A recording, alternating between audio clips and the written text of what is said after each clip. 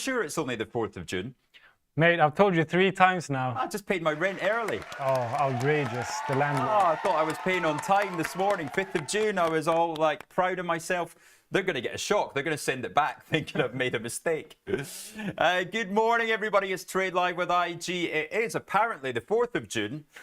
And a massive, outrageous, disgusting congressional spending bill that is a disgusting abomination. Yeah. Shame on you who voted for it. Well, I did not vote for it. There's no need to point fingers, mate. But I am very happy about this because I have a bet on with my friend in the Stockholm office that Tesla's going to hit 150 by 21st of June. So we're getting closer. We're getting closer. He hasn't made friends in the White House there, has he? No, well, his contract's ended. So it's just fair to say that his Glassdoor review won't be the best one. His Glassdoor review, brilliant. Good morning, everybody. So let's have a look at what is coming up on today's show. We've got Elon Musk live at 8 a.m. or at least Ronnie's impression of him. Technically speaking, Axel Rudolph coming on at 8:35. Yes, a special slot there. We've asked Axel to come in and do an extra few ones because things are getting really interesting ahead of non-farms on Friday. Ronnie, what's coming up at 9 a.m.? 9 a.m. all session opening bill with Imran Laka with some random geezer named Rich. And then they continue with trading experiences at 9:10. And then the highlight of the day at 9:35. Your highlight of the day is the Talking Shop live with me and the GOAT Luke Moore. We'll discuss how you can implement AI in discovering trading strategies. Ooh, very good. Yeah, you might learn something, mate. Oh, I might even watch it this week. It'd be your own. They pat you on the back to know where to put the knife. Mate, come on. I even bring you in, I offer you a coffee, I bring in the water. That's true. Even sometimes flavoured water. Some Italian snacks. Yeah, that's for you and Luke. I brought them. Give Ronnie a chainsaw, is Jesse14 saying. Not sure. What is your hair needing a bit of a chop? I think maybe. Good morning, Funky Gibbon. I thought it was like, you know, like with the Doge and him and Javier Miel. Yes, no, that makes more sense. Yeah, exactly. I wasn't making any comment on your hair. It wasn't me. Julian Shrimpfred, good morning. Andrew McKelvey is talking about S4. So yeah, and then we've got 2-tier Kia, one of my favorite names. We'll have to vote on our favorite names at some point, not to show favoritism. And Monkey Man will not be allowed in there because obviously he's part of the show. Well, whoever was from Aberdeen, that was my favorite. Up there in Aberdeen. Scottish Cup champions. How do I pronounce that? Chaos. Chaos with 2 S. AI is foreign. the future. Please forgive him, he's foreign. AI is the future. Is that not the Chelsea football?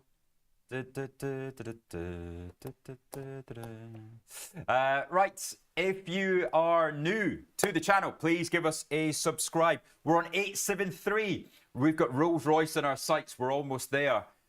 But we got that now looking for Scottish Mortgage Trust up at about 970. So we got 100 to go. That's my favorite stock over the next 10 days. Right, Ronnie. Yes, mate. Do you fancy some overnight action? Let's dive in, mate.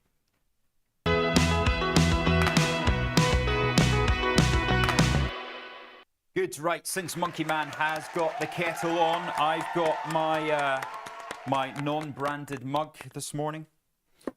We are actually doing a rebranding soon. So that means that we're going to have about 40 mugs to give away.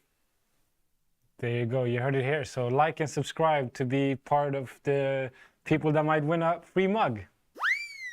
We got a whole bunch of mugs out there. And we got one mug right here as well, mate. That was the joke, Ronnie. Oh, sorry. Right, let's have a look at the front page of the Financial Times. What are they saying this morning, people?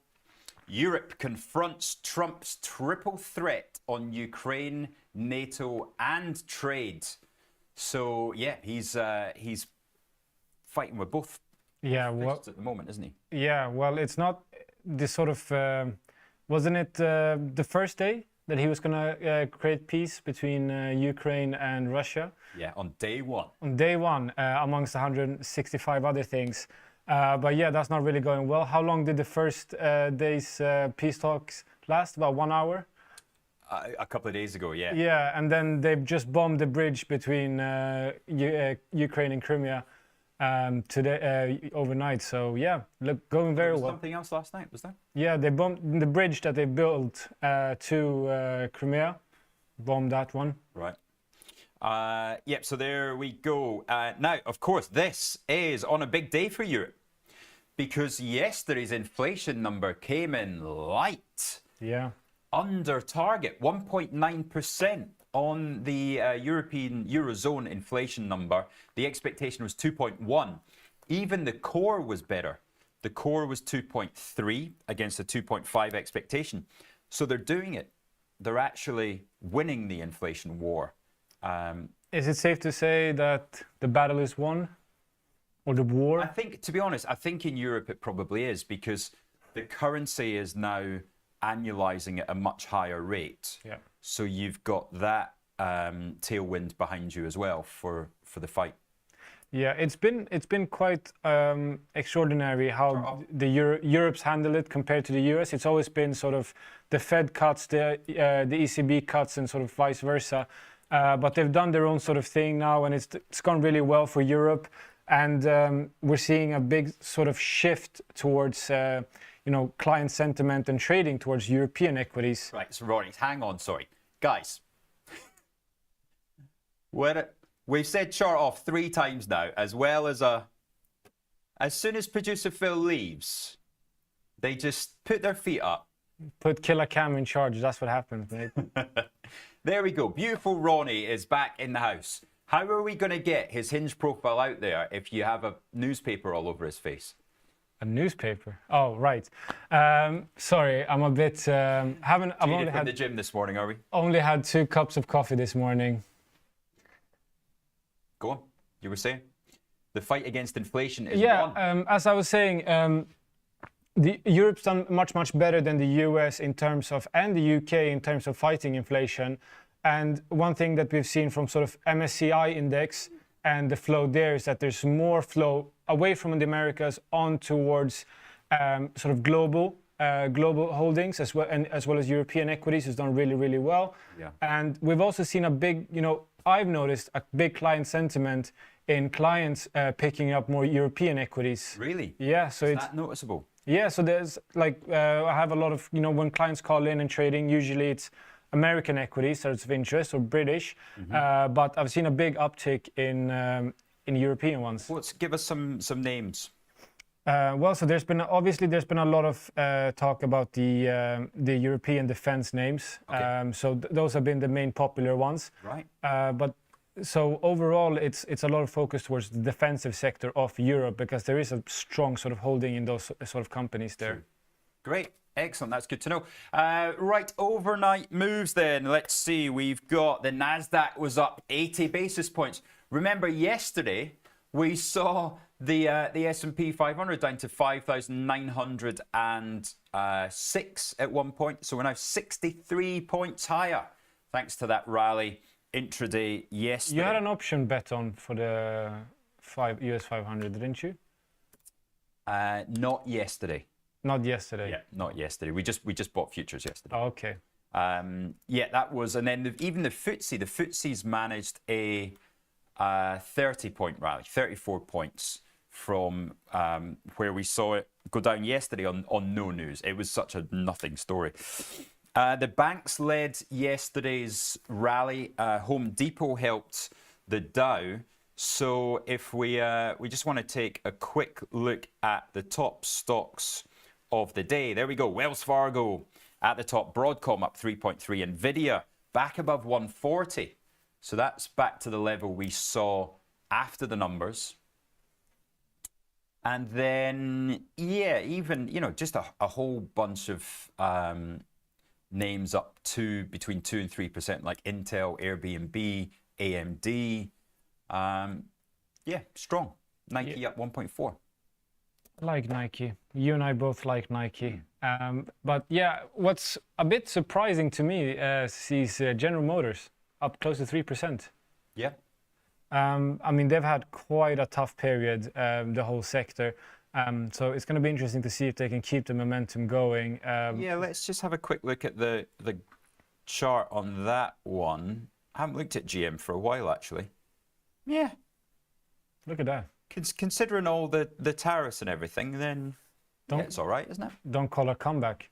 But we also have the 50% steel tariffs. They've been put in place now, right? Yeah, and yet again, the UK, best buddies, we are exempt. Well, to be fair, whatever you think of the Labour Party, whatever you think of Keir Starmer, that's an excellent impression. Wow, it's like he's in the room. He's done well. He's done very well, and I think it's also to have the agility and the sort of freedom of not being negotiating with the bloc and being an independent party. I think that's what's really helped them. Yeah. Good. Okay, so yeah, that was the moves overnight. Then in Asia, we've got Nikkei up 1%, the Hang Seng up 60 basis points, and the Kospi up 2.5.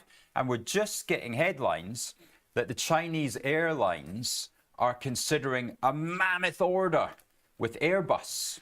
I was quite surprised to see that because they're developing their own sort of airplanes, right? But yeah. Are they? Yeah, they've put in quite a lot of time and money into developing their own sort of competitor to the what's it called? Duopoly. Let me get the name up for you. But in the meantime, Chaos. That is my dear client Simon, and he is very bullish on Intel. Right. So he wants to. Why don't you cover that in Fast Markets then? Why not? I'll WhatsApp him to send me some information. Yeah, exactly. Give us the argument. Yeah. No, two-tier Keir's not liking that, is he? Oh. I'm talking solely about. Okay, take Starmer out of it. The negotiating team with America has done well to do exactly what Trump wanted and just say, yeah, thank you so much for your just 10% tariff. We'll take that. And now let's get all the exemptions in there to mean we don't even spend that at all. Yeah, I think the UK are well positioned. I mean, the Eurozone certainly is better than Eurozone. Yeah, they are, of course. We got Ursula on the one side. But yeah, I think there's going to be, what did we say? When was the date that they said? Until the 9th of July? Was it that they were going to negotiate? That is, yeah, D-Day. D-Day, yeah. So I think we're going to have to wait and see what happens then. But I'm struggling to see that it's... but I'm struggling to see that they're going to have any sort of luck in relation to, or comparison to what UK has been able to get through. Yeah. Also, someone just commented in the chat. The primary Chinese airplane company is Commercial Aircraft Corporation of China, COMAC. You've flown on one of those, have you? Not yet, actually. I've never. When are you getting on one? I've never been to China. Oh, so it's only planes to fly internally in China? Mate, you're talking to me like I'm some sort of aero expert. I got to say, best program on television, Air Crash Investigation. Absolutely love it. They must be busy these days. Yeah, true. They've gone out of business. There was a voice recording of the cockpit of the plane that crashed into Heathrow quite a few years ago, and nobody got hurt, nobody died, but he's coming down. It's a 777, and he just goes off the runway and he crashes. Yeah. But it's amazing. The air traffic control is just as cool as you could possibly get. Because obviously there's another jet 90 seconds behind. Oh, wow. And he has to say, right, emergency, go around. And he's dealing with 3 other planes and speaking to the pilot who's just crashed. Jesus. And the pilot who just crashed pressed the wrong button and told everybody to evacuate, but he was speaking to air traffic control instead of the passengers. Anyway, Let's get on. So, yeah, ECB expected to cut rates today down to 2%. So, 2% inflation, 2% interest rates. Job done. Well done, the EU. Back to normality. Shout out Christine Lagarde. Shout out that they don't have the unity to be able to get any economic growth. So you can't have inflation when you don't have growth. That's also true. Just That leads on perfectly to my question to you, Richard. Do you think that this sort of like drop down of inflation is sort of a pre-celebration that we're actually going towards a deflation in the Eurozone or a stagflation? Specifically in the Eurozone? Yeah. It's really tricky, isn't it? It has so many outside influences on it, obviously, but oil just cannot catch a bid. So I think, that's definitely in your favor. The higher currency, because after all, inflation is just purely an annual figure, right? Doesn't matter. All it is your 12-month figure. So the currency is going to help them a lot. And then whatever tariff fallout there is from a hit in exports or a slowdown in economic growth, the tariff hit is going to be outweighed by the slowdown in growth. Yeah. So I think it's. Give me the over/under. What's the percentage of deflation / stagflation in Europe in 2026? Oh, yeah, I think 1.6%. 1.6% will be the 12 months from now. The inflation rate in Eurozone will be 1.6%. And then we're already rates at 2%. Going back to free money? No, that's the harder question, actually. Perhaps a question for a brighter mind than ours. You've got to say that rates at 2%, but US rates at 4.25%. Why is the euro continuing to go higher? That's a mystery, mate. Yeah. That's a mystery. Perhaps the people at home can give us their insights on what they believe. I don't see it at 120, put it that way.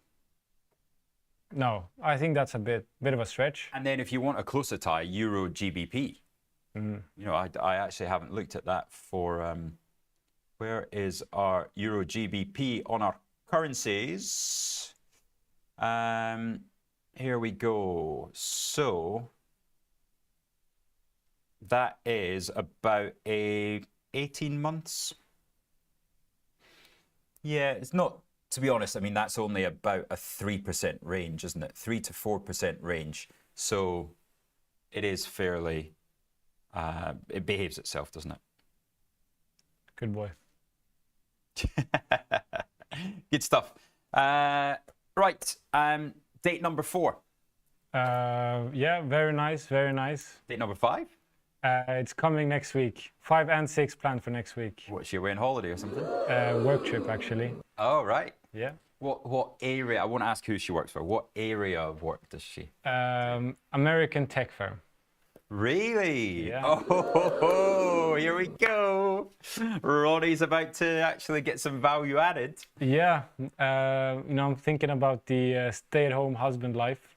Doesn't sound too bad, Nice. Good morning, Kate Murphy. She's over there in New Zealand still, I believe. Kate, have you done anything with your Rolls Royce and your Aviva positions yet?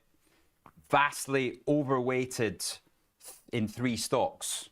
And we had the discussion about diversification. But of course, she wants them to go up more before she starts trimming them. I was talking to my friend in the Stockholm office, who's a mega crypto bull. He only has 2 holdings, Bitcoin and strategy. And so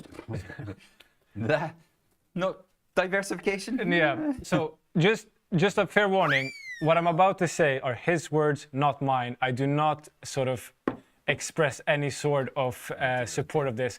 But I asked him, what about very good. What about any sort of diversification?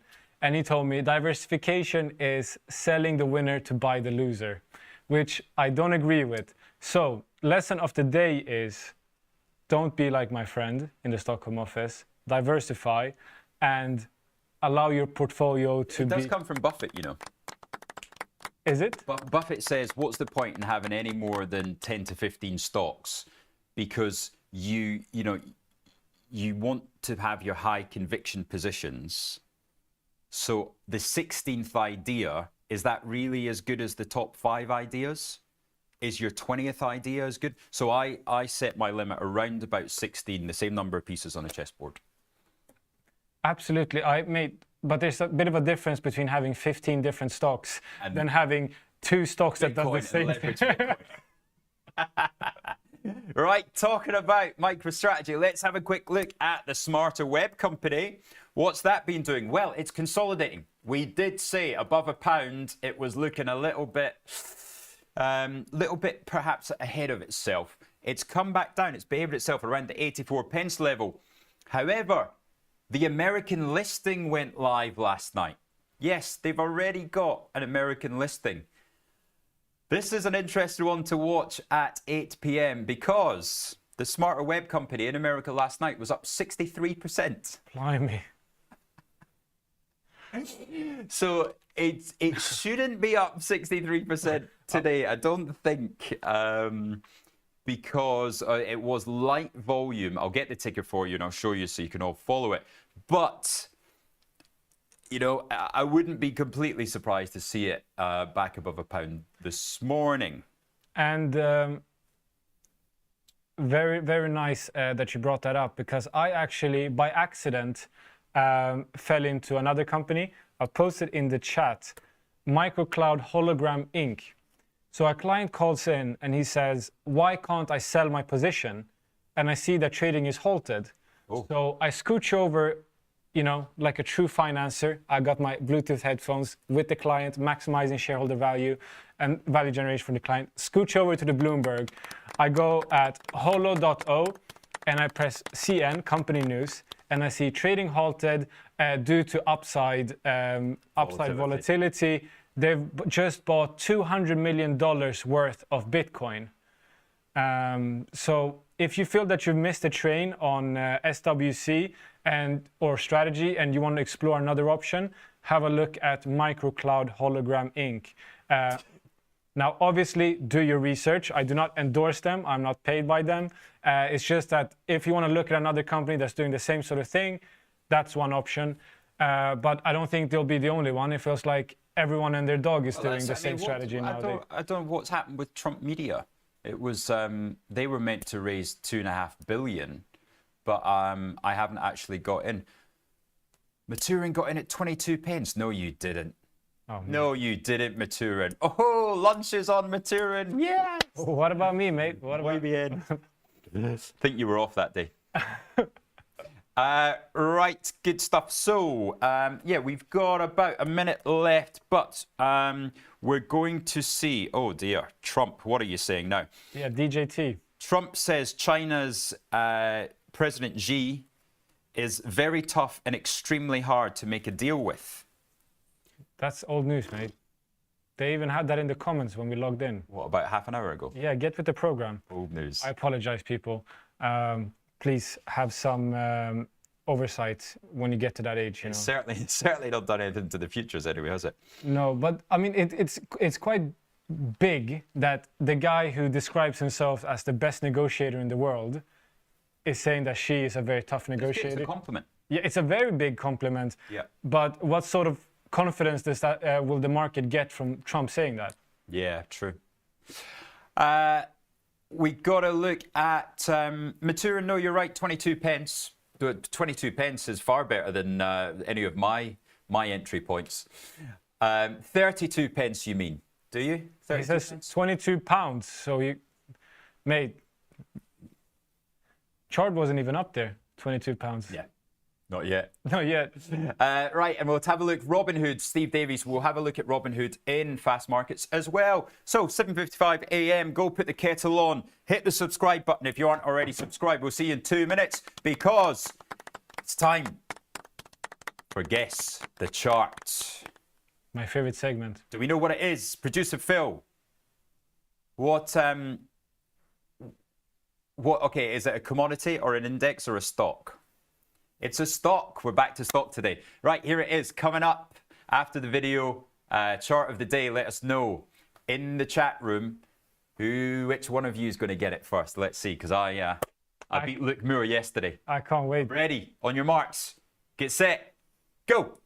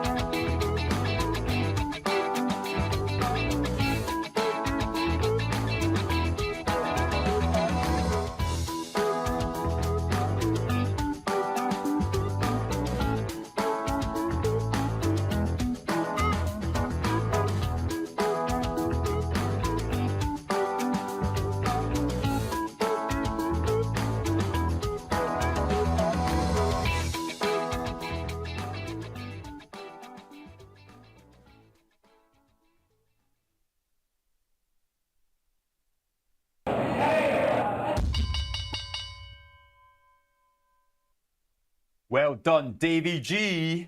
Dave guessed spot on. Rio Tinto. And I must admit, I thought it was Rio's first of all, but I did not realize Rio's had dropped from 48 to 43 after the CEO left. Well, I feel like as a former mining trader, you should have known that. It was probably my favorite stock for about 15 years. Oh, really? Oh, I have been through everything with this stock. It was one of the first stocks I ever traded. Then I did the buyback for the company. So we bought about 3 billion sterling of it. Then they got bid for by BHP. Yeah. And then I was at home one night and my boss calls me up from the hedge fund and he goes, how many Rios do you want to sell at £60? Now they closed at £53, right? Hope you took that deal, mate. How many Rio Tinto do you want to sell at £60? I says, what have they been bid for? He says, no, the Chinese want to buy 10% of the company. They promise they're not going to buy any more, right? So how many do you want to sell? I was like, $10 million worth. How much did you have? We didn't have any, so we'd be shorting it. Oh. So he said $10 million, and he goes, all right, cool, I'll do 10 as well, right? So you were short 20 million from 60. We should have been short $200 million. The stock opened at 54.50 the next day. because the Chinese buying 10% meant that the bid wasn't going to go through. So it was actually a negative, and it held around the 54.50 level, and then it collapsed down to £10. Blimey. 10 quid. Is this the same? Is this the same manager that? Get your bell in your hand. Oh yes, yes sir. This was Jeremy. Where is the bell? Is this the same manager that told you that whenever you did a good trade, say, why didn't you do this? No, that was Danny. Yeah. Right, let's get off and running then. Ronnie is going to open the London Stock Exchange. We've missed late. it, mate. Well, ring it. You still ring it, mate. It's theatre, yeah? Sorry, all the traders who had to wait 50 seconds for the market to open. See, now you get with it. Anglo-American is king of the hill. We haven't looked at Valterra, actually. Should have been more all over it. Very annoyed at myself. Anglo-American up 1.8, Glencore up 1.4, and then BHP up 80 basis points. Don't see Rios in there, though. No, they've fallen off after the David Guest comment. They were too obvious. Yeah. But what else? Rolls-Royce. Oh man, I love that stock. Picked some up for my mom. Did you? Yeah, at around like 820, I think, or so. That's all-time highs, is it? Yeah. She's very welcome. She's very welcome. Well, apparently not, because there's going to be a Chinese rival now that's going to take all the engines and planes. Right. What about the losers of the day, apart from Ronnie? It is Canal Plus down 1.2%, Trainline down 1.1%, Marks and Spencer's consolidating around that 370 level. Decent, yeah. Marks and Spencer. Yeah. I don't know. I'm quite bullish on Marks and Spencer, if I'm being completely honest with you. Right. So obviously I don't shop there. I'm more of a Sainsbury's guy, but I really, really like the CEO. I like what he's doing in the turnaround. And I think they've taken a bit of a hit with the cyber attack and all of that. But I think the company itself, yes, the stock is taking a hit due to what traders believe. But I think the company itself is doing very well. He's turning around. It hasn't changed the figures. Yeah, they'll have a bit of extra expenses and cost in relation to this. But I think Marks and Spencer is, a strong company in overall, and I think they're sort of taking market share from the Waitrose and the John Lewis. Two things. Let's hear it. German sourdough, chocolate malted milk. Whoever decision to put chocolate on top of malted milk biscuits, I love them. Wait, sorry. Didn't quite comprehend. Can you take that again? So you used to get malted milk and you dip it in your cup of tea, and it was nice, right? It was good. I always bought them. But I will go to Marks and Spencer specifically to get their malted milk. What's malted milk? Malted milk is a type of biscuit.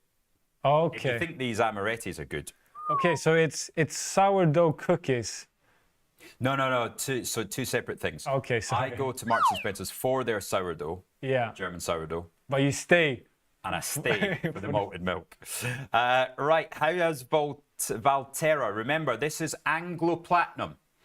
This is Anglo Platinum. We were watching this. This is the spin-off, right? This is the spin-off. We wanted to watch in case the holders that received the shares from Anglo American then were forced sellers. And it does look so far like that selling has taken place. Let's put it on a 10-minute chart or 15 minutes.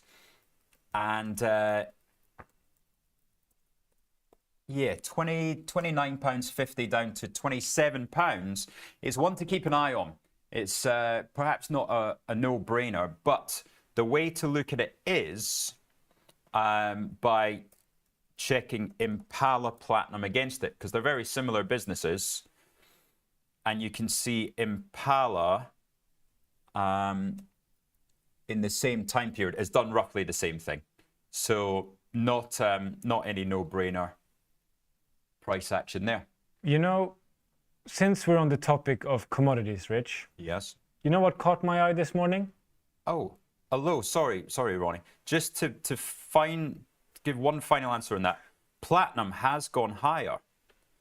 So maybe there is something there. Platinum's gone around 2.5% higher since Monday and Valterra opened. So, yeah, I'll leave that one with you. Go on, Ronnie. I'll take that one with me going back.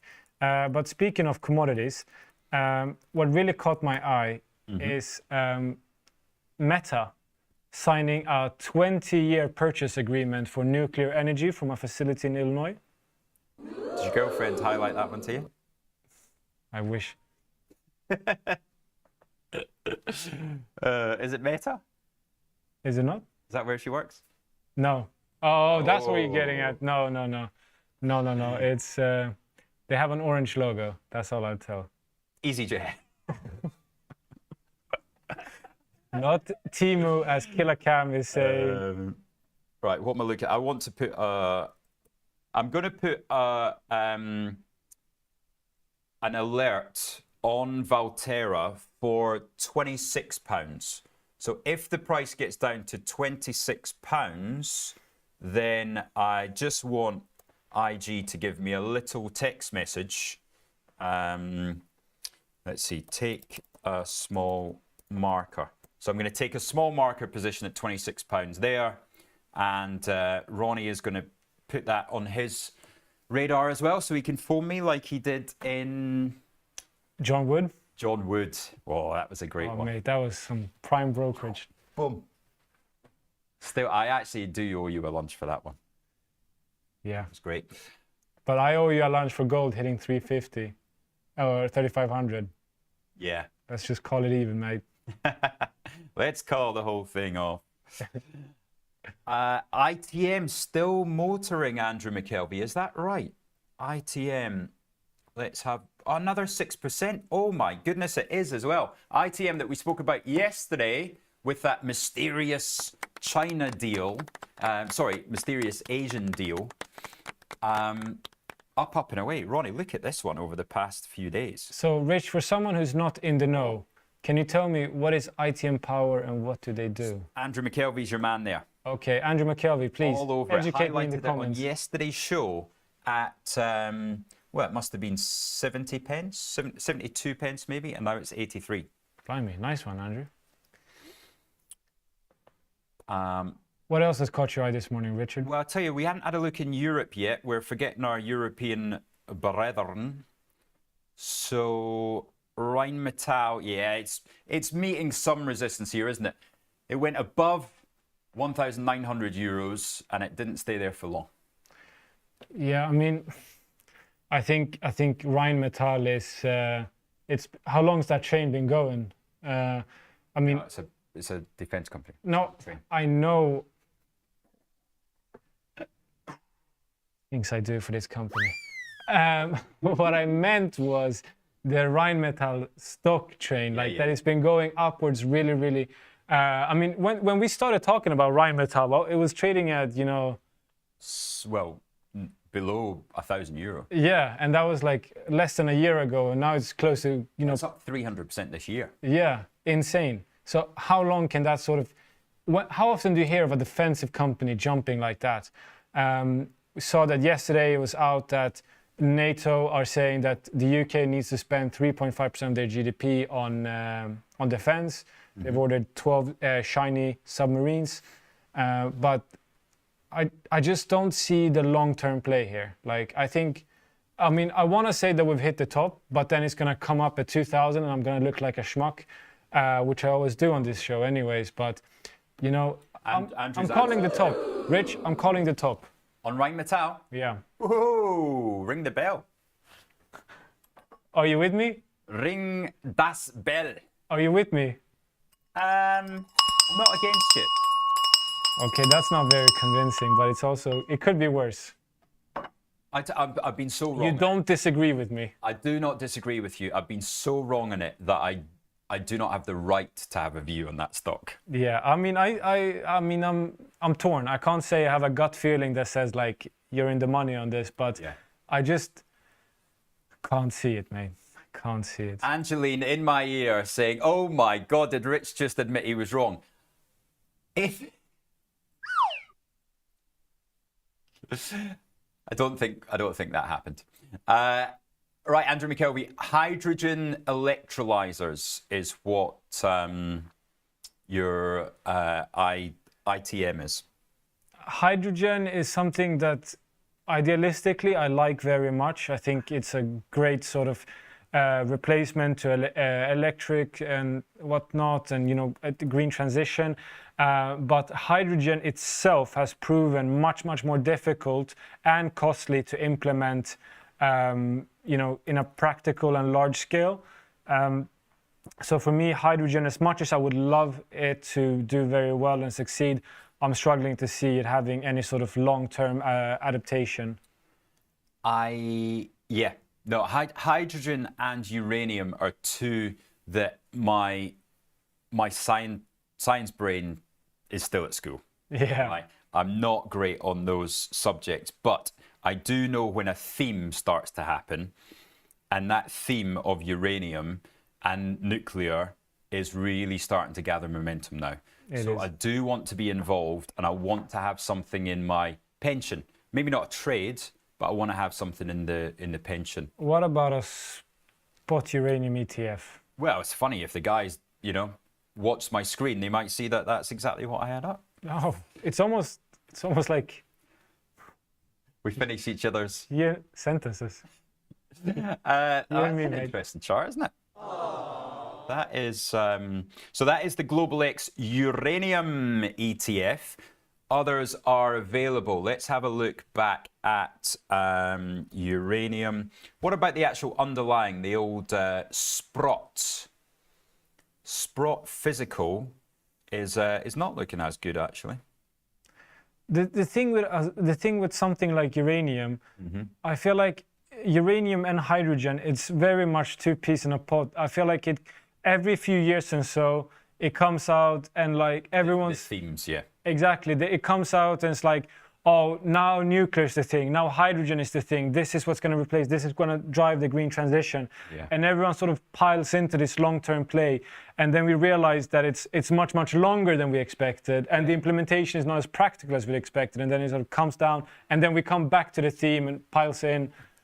I said that about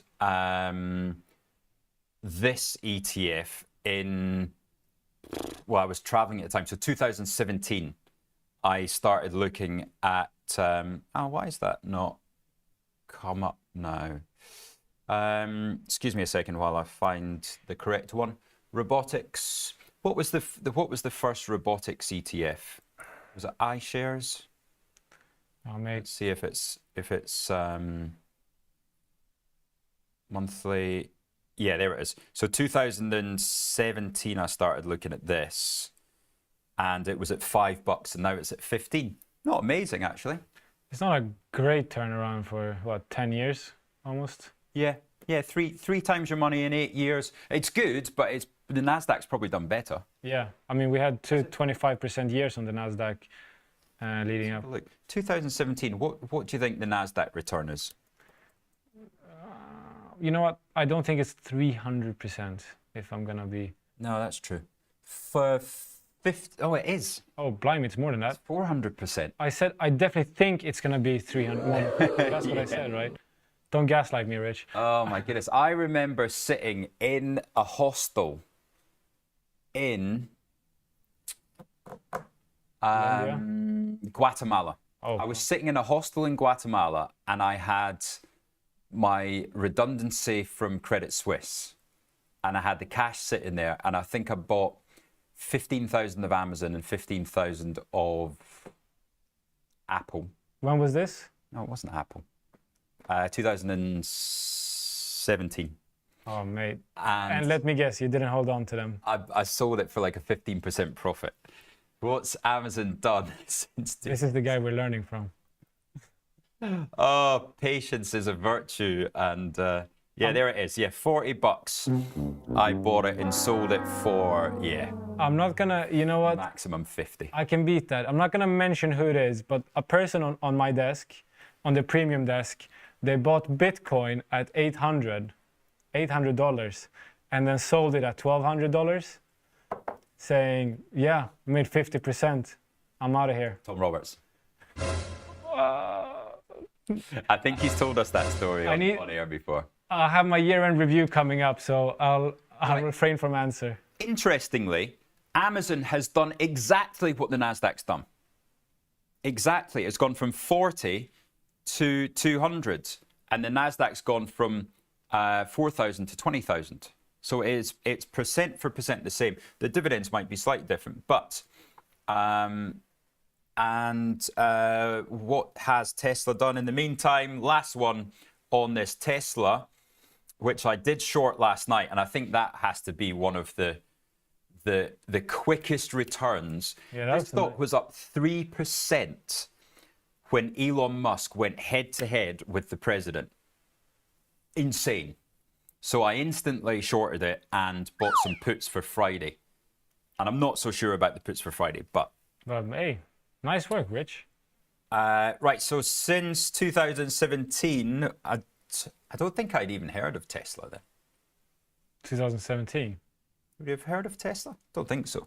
$13 to 300. Wasn't that when they were on Top Gear and they just had like one model? Was it? Could be. So 30 times your money you've got in...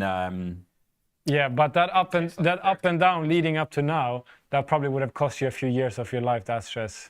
Yeah. Yeah, true. Take it in private at 420. Good. All right. Tragic story. Your buddy's Simon. Yeah, Simon, he's a big crypto bull, that guy. Andrew McKelvey, ITM now up 10% today already. That's more than Smarter Web. Smarter Web only up 3.5%. One could say ITM is in the money. ITM in the money. On that note, break. Welcome to the exciting world of options trading. If you're looking to add a new dimension to your trading strategy, you're in the right place.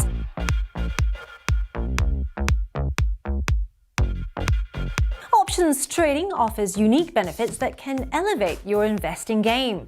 With options, you can protect your portfolio against market downturns, essentially creating an insurance policy for your investments. Now, what sets us apart is our commitment to your success. We provide extensive educational content to help you understand options trading inside and out.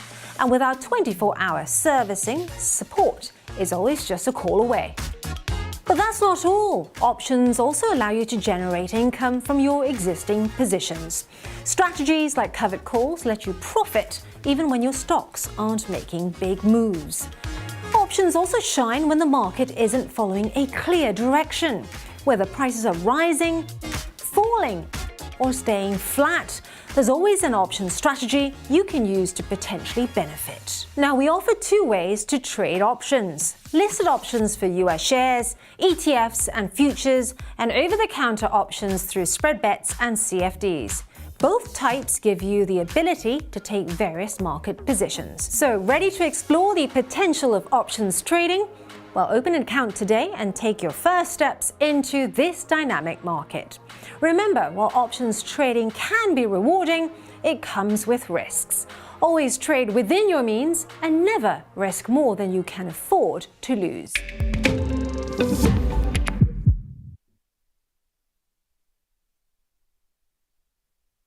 Tasty Live's godfather of options, Tom Sosnoff, is grabbing his passport and taking this show international. He'll be joined by IG's Rich McDonald in London and Milan, along with special guests at each stop for an evening of live trading. It's fun, challenging and moves as fast as the market. Doors open at 5, with trading starting at 6. Come early and have a pint or glass of vino with the boys. It's totally free, but space is limited. Register at tastylive.com/events. Options just got molto interessante.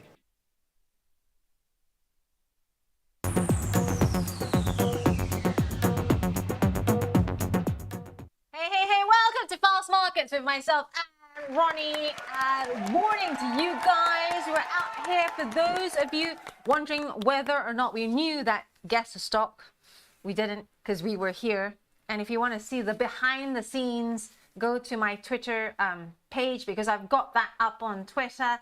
Loads of people on the chat today talking about all your calls, Ronnie. All my calls. Yeah. Yeah. I mean, you'd probably be better off if you take the opposite of my calls. If you do an inverse run ETF, you'd probably be up about 600% this year. We've had several people up in the chat earlier on saying that they bet their cash on you, not on Rich. I mean, I would do that too, but can't blame him. Speaking of cash, those of you that got in on Airbus early on when I shouted down the studio at Rich saying, come on, this just crossed the wire, Bloomberg report.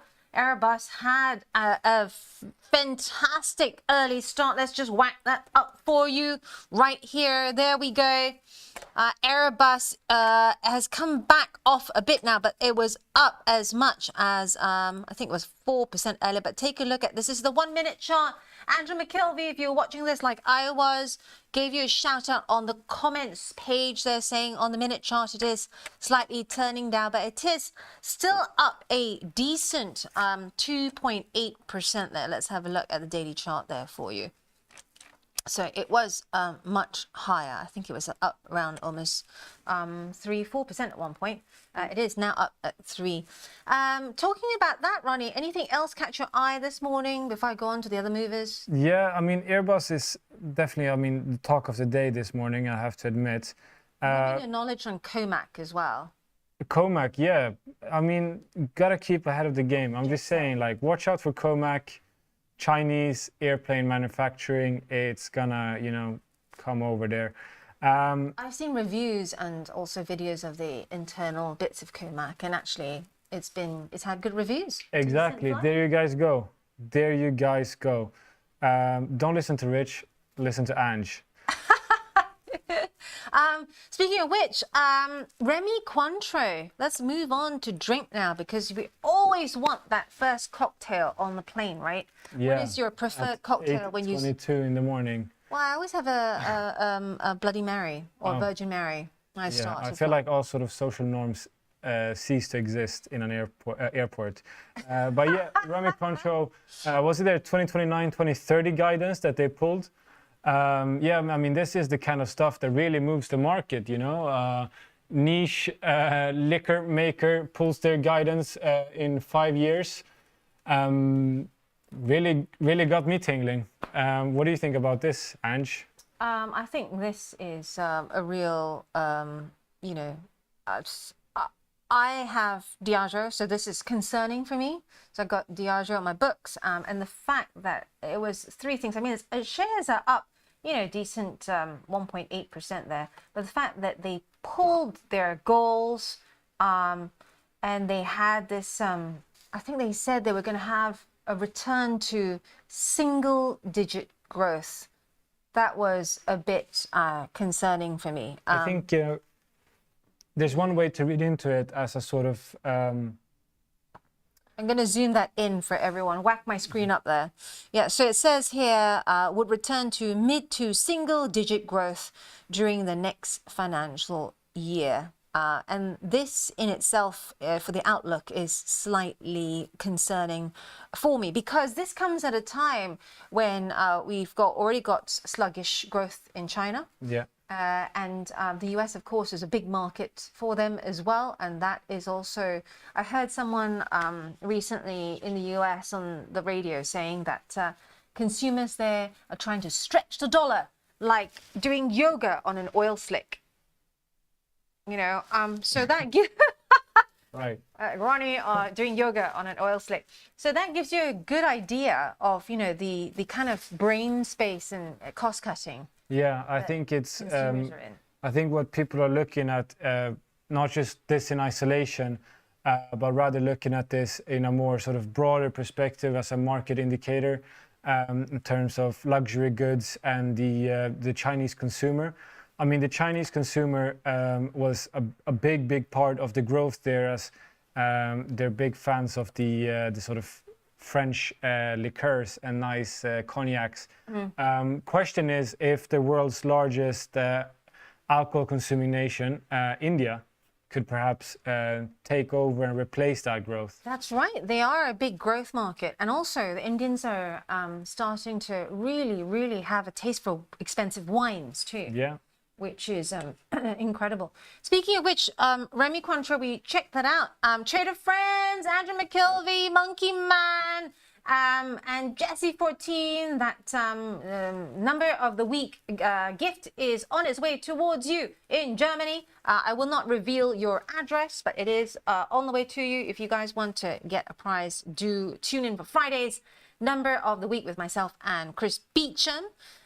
Yes, there is a prize. Everyone in the studio is asking, where's their prize? You know there's a prize, right? If you guess the number of the week before. Chris Oh, or really? myself. Yes. Oh, what's the award?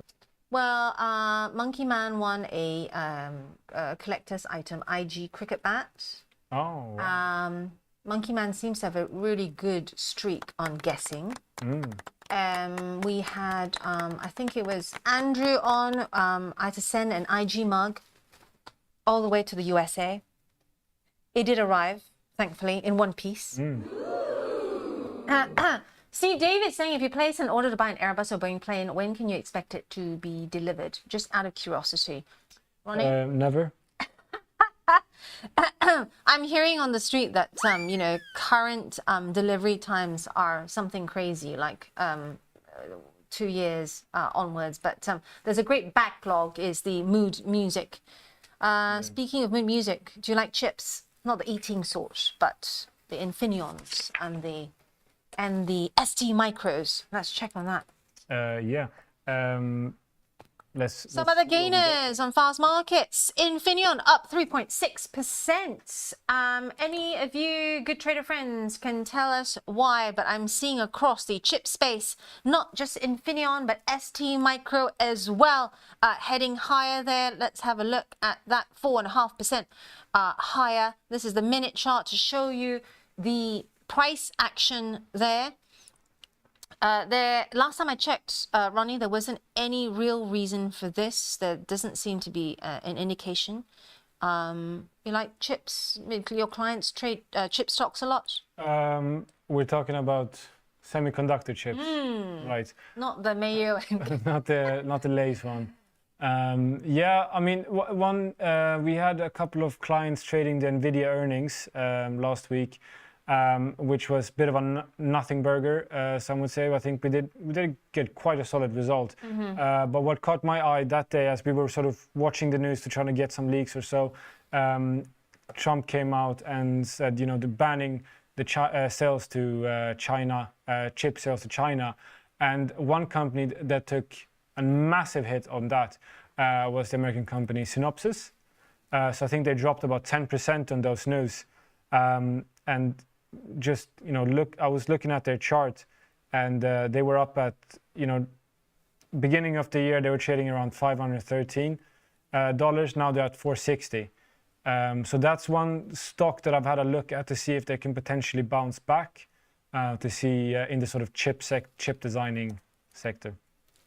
Monkey Man, morning to you. How was your exercise this morning? I noticed that you were late the last few days because I'm always listening outside. Monkey Man wants to take a look at Broadcom or Avago. Results out on Thursday, so not too long to wait for you. Let's get Broadcom up. Here we are, Avago. You have to wait for just over 30 minutes, Monkey Man, for the all sessions to start. But I can tell you, chaotic chart. I know, but there's a reason for this. Do you even see what the price is at? It's above the Ichimoku cloud. I'm just giving an outlook. Now, this is a daily chart that I've got up for you. So above the cloud suggests that it is positive or bullish for the stock, and I'm just going to take that off so it's a bit cleaner. And we are still seeing this very, very clear. I'm going to mark up that for you because we saw that low touched 7th of April. Most stocks plummeted there, as we know. That was the week when I saw Ronnie turn a pale shade of green. I think everyone was feeling slightly sick in the tariff. Yeah. Yeah. But take a look at this. I mean, we talked about this, didn't we, yesterday, trader friends? All those that bought the dip, BTD, buy the dip, at that point, would have seen this rise in Broadcom. Still a lot of interest out there in terms of from your clients on Broadcom, if I go through what's expected. Hasn't been much interest that I've seen in Broadcom. I think Broadcom is a stock that a lot of people take a longer term view and a longer term play on.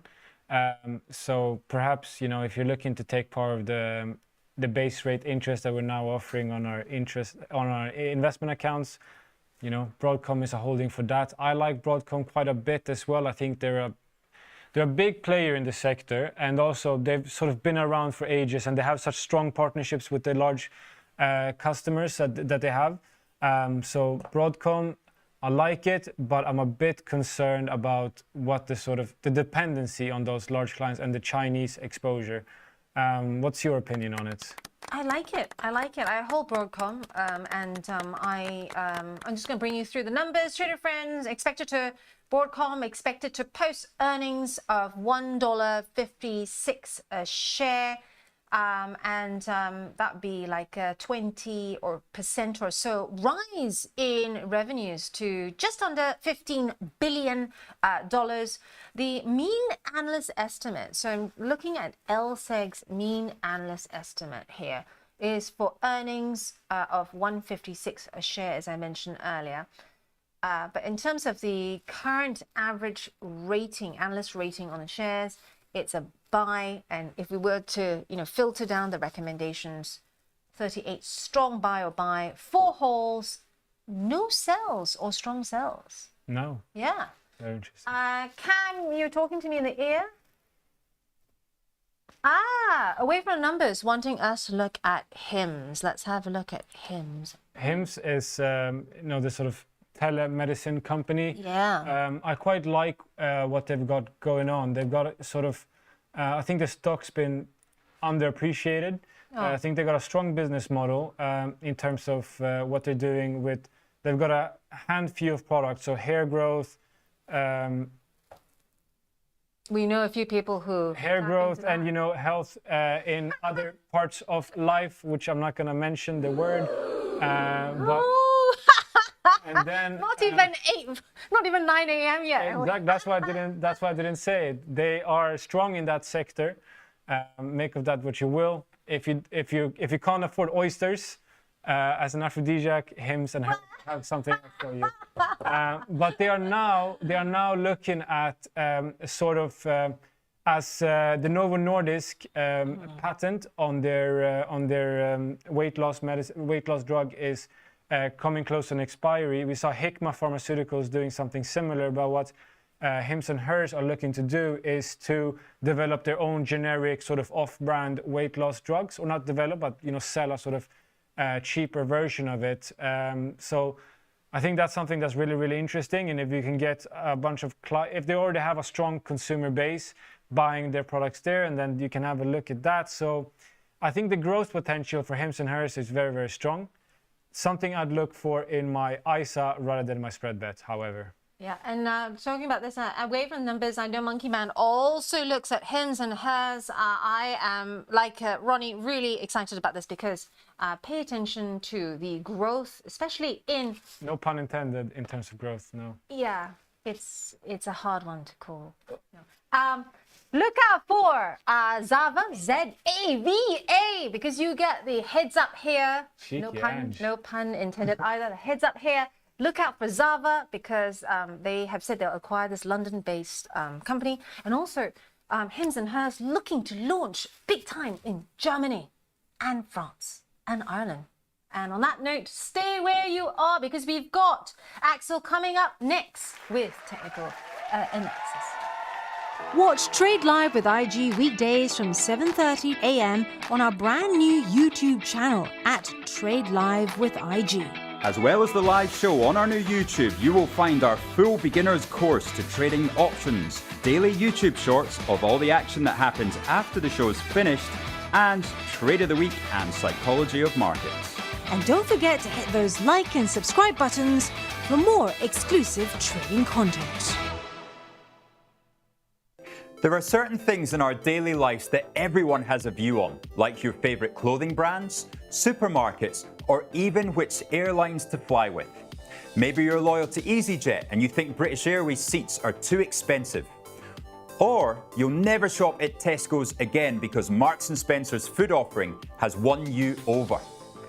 Now, what if you could use these views to try and spot opportunities in the markets?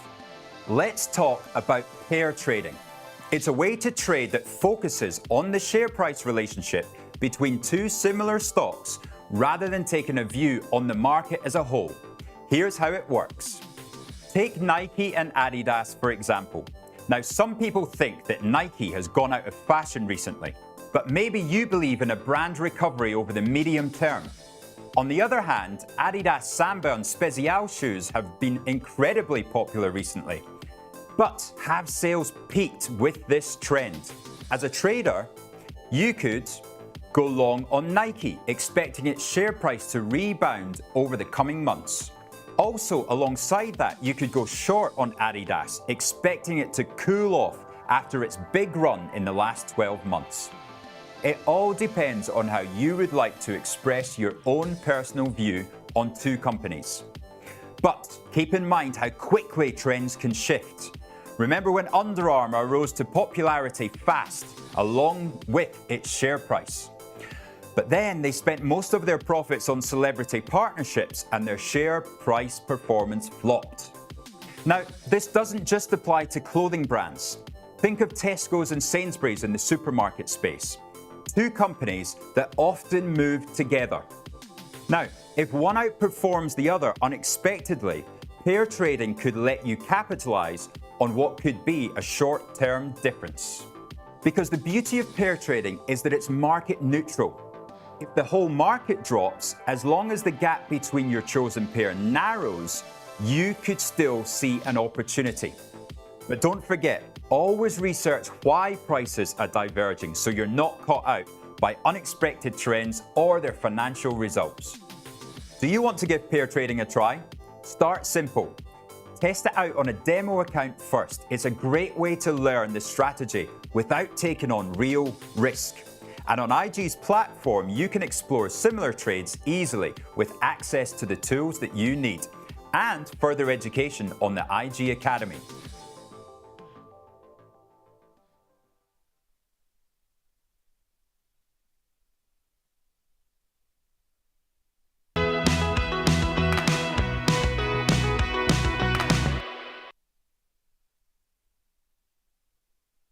On a Wednesday.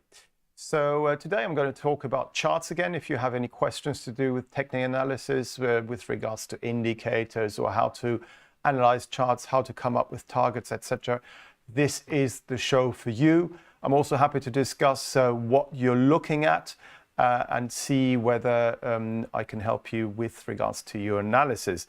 Before I start, I need to basically get up the questions, if anybody sent in any questions, because I can't find my chat here. Yes, I can.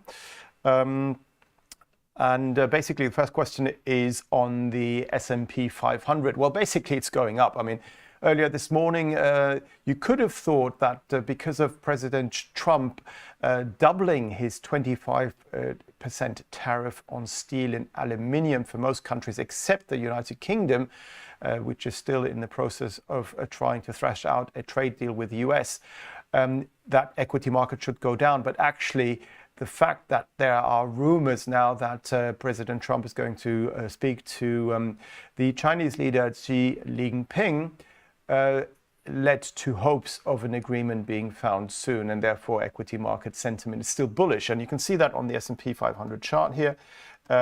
We can see that over the last few days we've been rising. We are now still trying to overcome the late May high here and also the 20th of May high. Both of these come in on the daily financial bed between 5,973 and 5,995. That is our upside target in the short term, provided we stay above not just the reaction low here, which is the low, which is lower than the one to its left and to the right on Monday, but ideally Friday's low at 5,844. So basically, as long as we stay above there, the trend is your friend. We're still pointing higher. Yes, we're consolidating sideways, but if we were to manage to rise above last week's high at 5,995, we could hit the psychological 6,000 mark. And then you can see here we've got these highs going back, for example, to the 6th of January at 6,018, which are potential upside targets. So this whole area between 6,000 and 6,018. And you can see here, even without drawing too much on your chart, that we are clearly in an uptrend. You can see that here. We have a series of higher highs and higher lows, and then obviously some sideways trading here. But even here, we've got a higher high compared to the previous high on the 20th of March. We've got a higher low when you look at the 30th of May low compared to the 23rd of May low. And I mentioned the May high here, not the March high. So yeah, we can see further upside. Now, I've also been asked about the FTSE 100. And on the FTSE 100, you can see here, I've got the ATR on here, the average true range. What that tells me is over the last 10 days, what is the actual range, including gaps, of those last 10 days. And you can see we went from about 248 points per day down to now about 77 points. So first of all, what we can see is that on the FTSE 100, we are trading in lower volatility. You can see here the candles becoming shorter. There are some exceptions, but yes, we are just trading sideways here.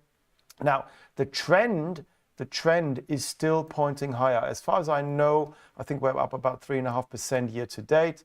So no, that was the performance in May alone, I think. And we are still bullish on the FTSE 100. And you can see we could draw this uptrend line in, but it doesn't really mean that much, because if we continue to trade sideways, that line will just have to be flattened. But from a technical perspective, provided we stay above the 23rd of May low, we are still trading sideways with a bullish bias. And what we need to see is basically a rise and a daily chart close above the 27th of May high on this daily financial bet at 8,824, because if that were to happen, if you go to the left of the chart, we can see then our next upside target would be the mid-February high at 8,837, followed by the March high at 8,909. So these are still the potential upside targets, as the trend is very much still bullish. Now, some people last week said, yes, but hold on a second, we've got some negative divergence on our relative strength index. And you can see that here. The high made at the 20th of May high here was followed by a higher high on your price chart on the 27th of May. So we've got prices making higher high, but on the oscillator, we've got a lower high being made compared to the previous high. And that's called negative divergence, and it points to at least a short-term consolidation against the trend. Now, this may already have happened at the end of May on these two down days here, or it may still be going on. So yes, it is possible that we could keel over here, but even then we would have to fall below the 23rd of May low here at 8,602 for us to form some sort of top formation. So right now that's quite a long way away. And basically we are still likely to trade further sideways, or perhaps if we take out the 27th of May high to then hit the 8,900 area or so, where the previous high was made at the beginning of March. So if you wanted to go short the FTSE 100, you would have to have a pretty tight stop, I guess, and that would probably need to be placed just above the 27th of May high, around 8,825 or so. Now, I've got another question about sugar. And New York sugar basically was our trade of the week, and I said to you to perhaps look at going long, because we bounced off that key support area I mentioned going back several years. And since then, if you can see here what happened on Monday, we went long here. We slightly dipped lower, but we stayed above our stop loss level, which was the January 21st low, 1,680. I think our stop loss is on trade of the week. And right now we're still holding above that support. And this trend line, this downtrend line, this resistance line has been broken intraday on Monday, but then we fell back below it. So that is now invalidated. So you need to take it off your chart, and you need to basically redraw that. So the way to do that is you take your resistance line from the last high here, and then you don't draw it like we did beforehand, because here we've got that data going through it, but you just connect it up with the next lower high. Now, this is not a downtrend line, because now all we've got is two touching points. Can you see this one here and this one there? So it's just a resistance line or a tentative downtrend line. But yes, the fact that we formed a hammer yesterday, can you see here, we are hammering out a bottom. So we make a new low, but then we close around the high or the open of the day. That's short-term bullish. If today, and that's the big if, but if today we were to rise above this high made on Tuesday at 1,711 on the daily financial bet, because then that pattern is confirmed. And as we saw, for example, here, we had a hammer formation on the 6th of March. It can lead to quite a reversal. It doesn't always, but sometimes. Can you see here? It also led eventually to a nice reversal to the upside. So perhaps we're seeing something similar here. Now, what is interesting also with regards to the sugar chart is that this low we made yesterday, that low was lower than the low made at the end of May. So we're still having lower lows and lower highs, which is the definition of a short-term downtrend. But on the oscillator, the relative strength index, can you see here the low, which corresponds to this low, is higher than the previous low. So here we've got positive divergence, which means that there is a pretty high probability of around 70% or so that at least short-term we will see a bounce back in the coming days, provided we hold above that low and provided we hold above that January low. Now, why did I look at the January low? If I go back to trade of the week, I showed you this. Can you see here, if you go further to the left on your chart, all these lows going back to August to October 2022 were also made just marginally above the January low. So that was really good support. And also here in January 2022, the sugar price held every time it went down towards this area. So for that reason, and because the January low is slightly below that area, that is our stop loss. And yes, we've been coming down consecutively for 4 weeks so far. But because of that positive divergence, because of the hammer formation, for me, the sugar price is still more likely to short-term at least bounce than for it to fall through that January low. But what I would like to see to confirm my view is to see a rise above Monday's high, 1,747 on a daily chart closing basis, taking shape here over the coming days, because in that case, what we've done is broken through the tentative downtrend line and risen above the last reaction high. And for me, those two combined gives me a stronger sense of being right in my view. And in that case, we could head up towards the 1,850 area, or potentially even go all the way back up here towards the 2,000 area with regards to the sugar price. So quite a long explanation, but I'm also showing you basically how to analyze the market, how to look at oscillators and indicators and things like that. Now, I've got another question to do with Robinhood. And you can see here, the Robinhood share price is doing very well. We've got a series of higher highs and higher lows. We've bounced off this so-called Liberation Day Trump low here.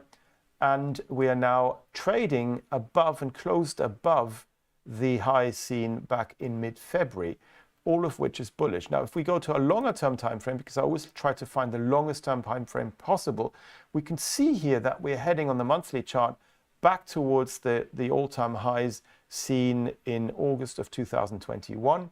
So we've seen 3 consecutive months so far of rising prices. That's all pretty positive. We've seen 4 consecutive weeks of rising price. We're currently on track of our 5th week, and this week we're actually more likely to actually close above the February high, all of which is bullish. And on the daily chart, the Robinhood share price is also pointing higher. Now, what we could do here on this chart is to basically draw in an uptrend channel. Now, how do you draw a channel? You start off, if it's in an uptrend, from the uptrend line or the support line. So you start from the lower end. If it's on a downtrend channel or a downtrend, you'd start from the downtrend or the resistance line and then project it downward. So here we're in an uptrend. We have a series of higher highs and higher lows. So what we need to do is, I've just lost my chart here. I don't know why that is the case. Can you can't see my chart, can you? Yeah, here we are back again, little technical issue. Sorry about that. But here, what I was mentioning is how to draw a channel in. So the channel, you go on here, channel, take the lowest point because we're an uptrend, connect it up with a next higher low. Don't connect it up to this one here, because if you do that, what you have here is this data, these 2 days going through the uptrend line. So that's incorrect. So you just take it through this one here, because that way you haven't got any data going through it. Click on there, and then you just parallel move that up to the highest point of these moves here to the upside. So that's this high here on the 14th of May, and that gives you this uptrend channel. So where's our next upside target for Robinhood ahead of the all-time high? Well, it's the upper trend line here, the resistance line on this uptrend channel. So that is our next target. So on the daily financial bet, that would be around 7,272. And then above there, we've got psychological resistance, I guess, around 8,000. So here, basically, the Robinhood share price is still very bullish.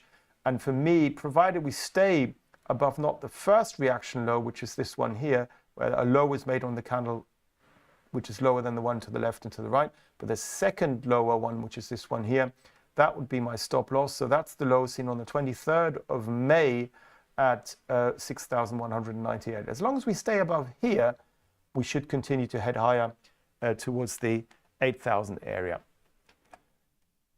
And I've been asked a quick one on Rheinmetall, and let's look at Rheinmetall. And here what we can see is basically also an uptrend. Short term, we are struggling a little bit, but the trend is your friend, is still pointing upwards. And basically from here, if we look at the trend again, what do we do? I mean, we can draw in a trend line like so, or a support line, because it's only had 2 touching points. And my stop loss, if I'm long here on the short-term basis, would be below not the first reactive low, but the second one. So it would be just below that low here on the 22nd of May. If you're a longer-term or a medium-term investor, where's the last really big down move? It's the April low. If that's too far away for you, maybe below these lows here, going back to the middle of May. As long as we stay above there, we're very much still in an uptrend and everything's looking pretty positive. So if you wanted to go short, however, you know where your stop loss is above the last reaction high. You can see this high here made on Sunday on the daily financial bet doesn't count because it was Sunday trading. So you take the one here from the 27th of May, which was a Tuesday. So on the daily financial bet at 193,300, that's your stop loss if you wanted to go short. If you're long, if you can have a wider stop, it would probably be just below this low here on the 5th of May at 154,576 on the daily financial bet, because that's below the support area. If you're a long-term investor, it would need to probably be below the April low that we made there. So still looking very positive indeed. Thank you very much for watching Technically Speaking. I hope you learned something about how to apply technical analysis in your analysis and in your trading. And I hope you'll join me again on Monday for Trade of the Week and also Technically Speaking. Thanks, goodbye. Watch Trade Live with IG weekdays from 7:30 a.m. on our brand new YouTube channel at Trade Live with IG. As well as the live show on our new YouTube, you will find our full beginner's course to trading options, daily YouTube shorts of all the action that happens after the show is finished, and Trade of the Week and Psychology of Markets. And don't forget to hit those like and subscribe buttons for more exclusive trading content. There are certain things in our daily lives that everyone has a view on, like your favorite clothing brands, supermarkets, or even which airlines to fly with. Maybe you're loyal to EasyJet and you think British Airways seats are too expensive. Or you'll never shop at Tesco's again because Marks & Spencer's food offering has won you over. Now, what if you could use these views to try and spot opportunities in the markets? Let's talk about pair trading. It's a way to trade that focuses on the share price relationship between two similar stocks rather than taking a view on the market as a whole. Here's how it works. Take Nike and Adidas, for example. Now, some people think that Nike has gone out of fashion recently, but maybe you believe in a brand recovery over the medium term. On the other hand, Adidas Samba and Spezial shoes have been incredibly popular recently. But have sales peaked with this trend? As a trader, you could go long on Nike, expecting its share price to rebound over the coming months. Also, alongside that, you could go short on Adidas, expecting it to cool off after its big run in the last 12 months. It all depends on how you would like to express your own personal view on two companies. But keep in mind how quickly trends can shift. Remember when Under Armour rose to popularity fast, along with its share price. But then they spent most of their profits on celebrity partnerships and their share price performance flopped. Now, this doesn't just apply to clothing brands. Think of Tesco's and Sainsbury's in the supermarket space. Two companies that often move together. Now, if one outperforms the other unexpectedly, pair trading could let you capitalize on what could be a short-term difference. Because the beauty of pair trading is that it's market neutral. If the whole market drops, as long as the gap between your chosen pair narrows, you could still see an opportunity. But don't forget, always research why prices are diverging so you're not caught out by unexpected trends or their financial results. Do you want to give pair trading a try? Start simple. Test it out on a demo account first. It's a great way to learn the strategy without taking on real risk. And on IG's platform, you can explore similar trades easily with access to the tools that you need and further education on the IG Academy.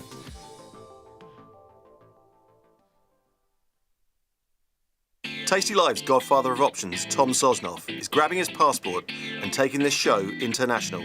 He'll be joined by IG's Rich McDonald in London and Milan, along with special guests at each stop for an evening of live trading. It's fun, challenging and moves as fast as the market. Doors open at 5, with trading starting at 6. Come early and have a pint or glass of vino with the boys. It's totally free, but space is limited. Register at tastylive.com/events. Options just got molto interessante. Do you like the sound of tax-free trading? Well, that's exactly what spread betting enables you to do. This tax-free way of trading lets you speculate on the price of over 17,000 financial instruments, like shares, indices, forex, and commodities, without actually owning them. With spread betting, you can benefit from both rising and falling prices, letting you find the perfect opportunity. So if you think the market's going up, you buy. If you think it's going down, then you can sell short. Not only is spread betting exempt from capital gains tax, but it's also commission-free. All you pay is the spread. With us, you're not alone. You're part of a wide community of traders that you can learn from. We've got the experts, the tools, and extensive educational resources to help you on your journey. If you're not quite ready to trade with real money, you can always give it a go on a demo account. Open an account today, join the conversation, and be inspired to make moves.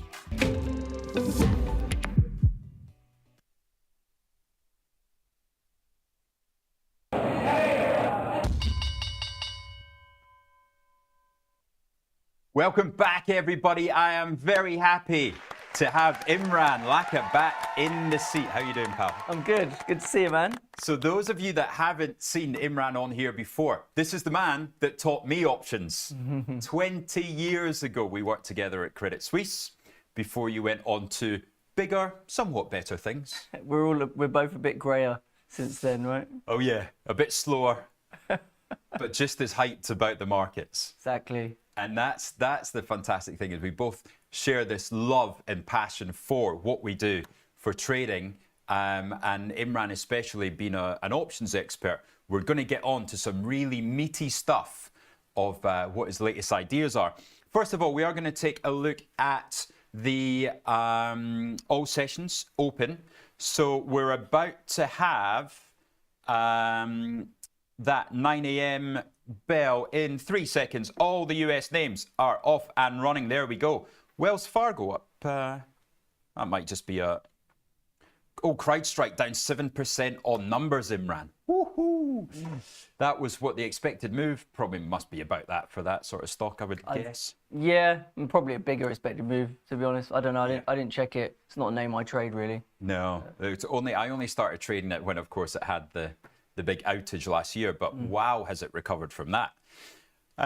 Boeing small down, maybe on that story about Airbus getting the orders from China. But then on the upside, after a strong day yesterday, we're seeing a bit of an uptick there for, just a few stocks, but nothing really to get our teeth into this morning. Maybe have a look at the second tier names, I like to call them as well, the ones that are a little bit more volatile. We're seeing Taiwan Semi up 1.3, Snowflake up 2, and Broadcom earnings this week. Avgo is having a little rally into those, as it likes to do. It was up 3% yesterday. It was, yeah. It's kind of leaving the other tech names behind a little bit. Right, let's have a look at this one. Yes, it is. My goodness me, it's been one way since the 10th of April. Yeah, it's an interesting one, right? Obviously, Nvidia had a little pop on earnings, but has faded since then. Well, actually, it faded and then it went back to 140. It's kind of gravitating at 140. Nvidia is interesting because it used to be like a 40, 50 vol name, right? But now, since earnings, the vol's got annihilated. So the vol's like 35 now. So the market is essentially saying that this is a 2% a day type stock now, when it used to be like a 3-4% a day, right? And that's obviously on any given day. But what I have a real confidence of is being able to sell a strangle, right? Because this thing's bought every time around the 100 level, right? It's tested it twice, maybe 3 times now. And you just know that underlying earnings picture is strong enough to warrant above 100, maybe even above 110. But I feel it is absolutely capped above 165. Okay. Because it's just too big. Market cap terms. You can't earn that much money. Yeah, that's an interesting point. That's similar argument to why I was comfortable selling calls in Apple at one point, because I was like, okay, for Apple stock to be there, then the market cap's another trillion higher or whatever, right? Yeah, which is how many iPhones and how many. Yeah. For a company that doesn't come up with any product innovation, then I'm not about to go and spend on a whole new revenue stream and give them, by buying an Apple car or something. Yeah. So these things are a victim of their own success somewhat. So it makes sense that the vol should decline, right, as the market cap grows. It's quite a sensible correlation, that, right? And why is that for those that aren't au fait with options? Well, no, but what we're basically saying is that as the name grows in market cap, the chances are the daily moves get smaller, right? For the reason you just said, right? Because the incremental, a 1% move in a stock that's already a 3 trillion market cap is a lot of money, right?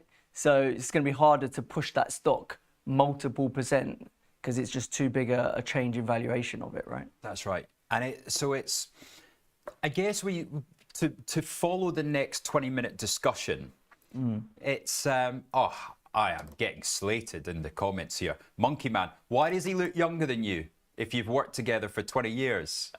I think we're pretty much spot on ages, aren't we? I'm 45. I don't like to admit to that on screen, Imran, thank you. Come on, it's all good. We're wise. We're not old, we're wise. Like it. Yeah. That doesn't fit on the Hinge profile. Now, take us through that idea of what is volatility? For those that aren't options traders but are interested, what is this thing? What is this thing? Oh, God, that's a rabbit hole. Visit optionsinsight.com if you want to know. No, joke. So options are priced off this thing called implied volatility, right? So to be able to correctly price an option, you have to have a feel for how much the asset's going to move, okay? So we measure, there's Excuse couple me. of ways of there's a couple of ways of looking at volatility. So you need to measure what the historic or the realized volatility of an asset is, right? So an how much example it would goes up be, and down. yeah, so if it kind of goes up or down 2% a day, the magic number is 16, right? So if you times that 2% by 16, it's a 32 vol stock, because vol is expressed in annualized terms, right? So if a stock is trading at, a 32 vol, then that means the market expects it to move about 2% a day, okay? Up or down. Up or down, exactly. So as you just mentioned in NVIDIA, right, historically, that has been higher. Yeah, 50, right? It's been realizing 50 volt, right? Which would be a 3 and a bit % a day, Yeah. right? But now the implied vol, which is the volatility that's embedded in option prices, because that's forward looking, right? Historic vol, we look backwards because what happened. Implied vol is what does the market think will happen going forward, right? So the implied vol of NVIDIA options now are trading at around 35. So the market's saying, okay, we don't think this stock does more than a couple of % a day now, basically going forward, right? So that's the idea. So then you look at the difference between implied and realized vol to gauge whether you want to own options or whether you want to be short options. If you own options, you benefit from the stock moving around a lot. Yeah. And if you sell options, you want it to be stable, so you earn that time decay and you earn the premium that you're selling those options for. And so I think that is the key, right? If you take away one thing from this, it is understanding what those numbers mean. What is the power of 16? Why 16 is so important in volatility terms, because 16 means that the stock is expected in the future to go up or down by 1%. Last night, Elon Musk, as soon as that tweet hit the tapes that Elon was going head to head with Trump, the first thing I did was buying puts in Tesla, because suddenly I think there is a chance here that Tesla could move a lot more than the expected move already priced in. So we're not saying that you buy options just for any move, because if it's a little bit of a move, you're probably better to sell them, right?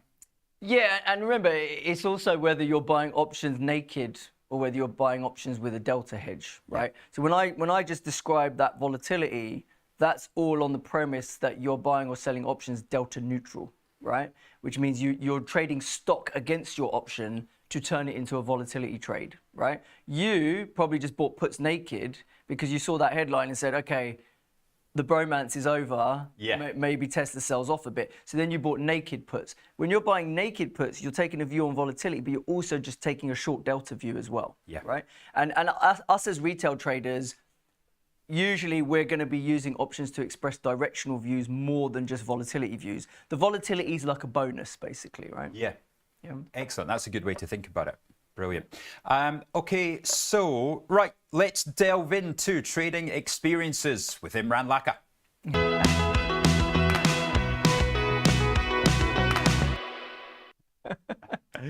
Has the bromance between Trump and Musk ended? That is the big question, right? That is the big question for Tesla. And certainly options is one way to play it. But we're also going to have a look at a little stock called MicroStrategy today, because the options space in MicroStrategy is especially interesting. And of course, we know the underlying asset is especially interesting as well, especially for Imran, because this man has a podcast and he is just back from Dubai. Tell us what was going on in Dubai. Yeah, so it was really exciting. I mean, so there was a big crypto conference in Dubai end of last month called Token 49. So this happens every year in Singapore, in Dubai, etc. So we went out there. The sponsor of our podcast, Deribit, biggest crypto options exchange in the world, kindly took us out there. Nice. We then met some of the high-profile names within the crypto space, interviewed them, saw what they had to say. So that was pretty cool. But obviously, yeah. So I do this podcast weekly, right? It's obviously this was a bit of a special one, doing it in Dubai, and it was crazy interviewing that many high-profile people within the space. But generally, I get in a studio in London and I meet people in the space once a week, basically. So and give us an idea of the flavour of the kind of people involved. Then was Saylor there? Saylor, we didn't get to meet Saylor. I mean, I don't even know if he was there at Token. Yeah, next time, yeah. Maybe we're not big enough yet for that. But the stock is especially interesting. But why is it especially interesting in terms of volatility? Yeah, I mean, it's a super interesting stock because if you look at what it did like over the last year or two, Yeah, let's get that chart when up. Bitcoin started exploding higher, with the whole ETFs coming online, Bitcoin ETFs and bringing in institutional capital and stuff, this stock is a levered bet on Bitcoin, right? Because this guy's just been borrowing money from capital markets to pile it into Bitcoin. Okay. So the guys are going to pop that chart up for us so we can have a look at MicroStrategy. So MicroStrategy, you think of it as like a levered long to Bitcoin. Okay. So it should really be moving 2 or 3 times what Bitcoin does. Okay. Right. As you said, because it's borrowed money, so it's got debt, and so the actual equity is smaller than the amount of Yeah, but because its holdings of Bitcoin have gone up so much, it's actually done really well, right? Because now its equity is increasing basically, right? Because the size of its debt relative to how much it made in Bitcoin was effectively diminishing, right? Because the debt stays the same, and then the assets are going up and up and up. Exactly. So as the assets continue to go up, he's just continued doubling down on that bet. So literally, as the stock goes to the moon, when you look at the premium, the NAV premium they call it, the net asset value premium. So you look at where the stock's trading versus what its assets that it's holding are actually worth, and the stock trades. Bitcoin. Yeah, exactly. And so the stock trades at a massive premium to where it should, based on the value of the Bitcoin that he actually holds. So the market cap is about double of its underlying assets. I think it's like 1.6, 1.7 now. Right. But it was double. Of course, it's come down. Yeah, so it's come down. And that's the point. So when this premium goes up, he actually takes advantage of that, whereby issuing, convertibles and various tiers of stock, he issues them into the market, and then he takes that money and goes and buys more Bitcoin. So he's effectively closing that premium himself by issuing more and more stock. But for some reason, people keep buying the stuff that he issues. So the question is, why are people crazy? Why are they paying the wrong price to buy Bitcoin when they're buying this stuff?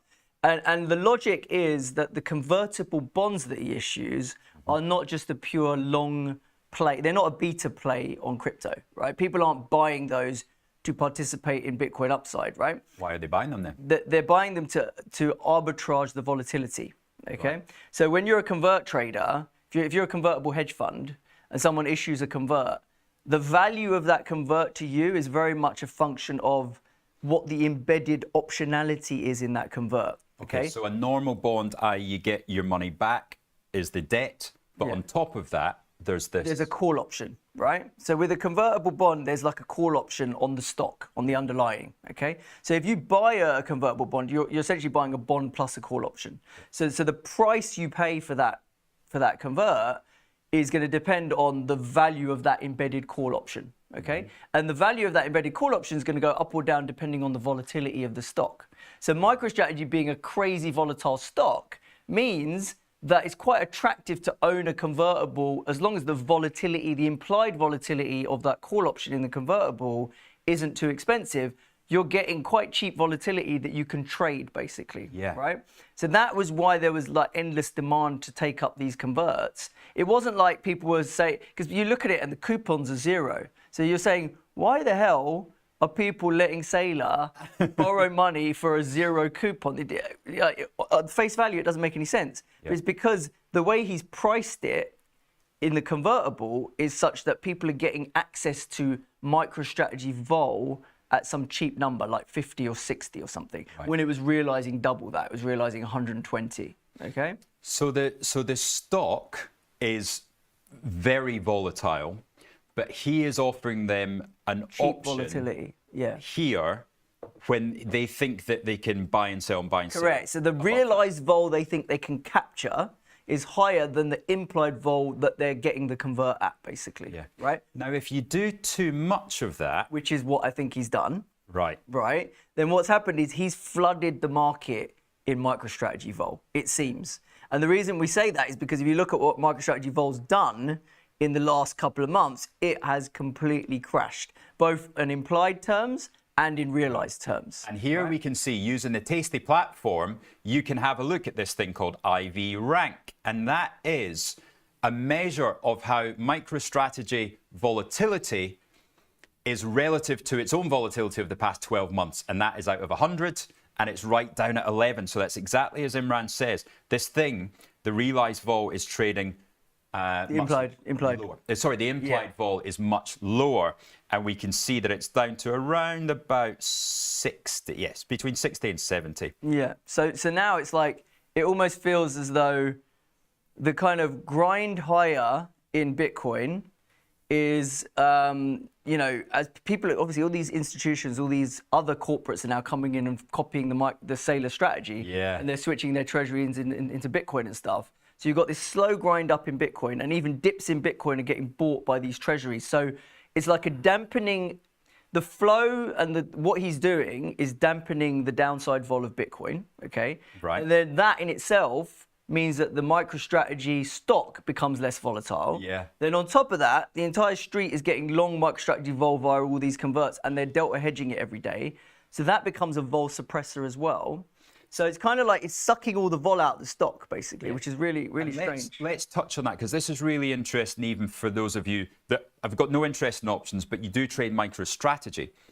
Why does a large proportion of people owning converts, why does that dampen the vol between a stock, for example, when it gets above the strike price?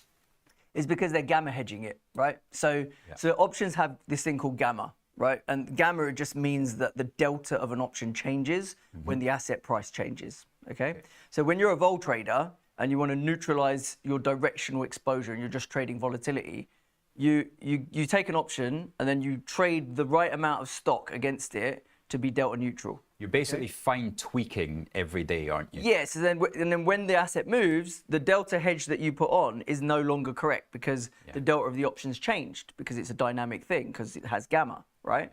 And then at some point you'll be like, okay, the delta's moved enough that I need to put a little bit of extra short position on if it's gone up, or I need to buy a little bit of my short back if it's gone down to rebalance my delta. I think the very simple way of thinking about that is, you want to drive at 60 miles an hour. You start going downhill, you have to take your foot off the gas. You start going uphill, you have to put your foot on more gas, right? When the stock drops, then you can come in and buy back some of your stock, your short. When the stock goes up, you can sell more. Exactly. And so if the stock just does this, up, down, then what you're doing, you're selling the stock when it goes up, you're buying it back when it goes down. You're capturing the volatility, right? That purchase of stock and that sale of stock, you're selling high and you're buying low. Those trades that you're doing obviously make money. Yeah. When you buy something low and you sell it high, you make money, right?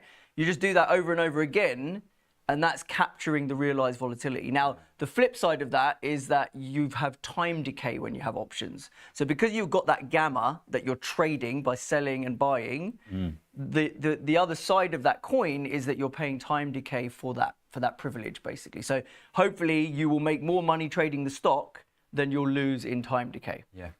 What implications does that have?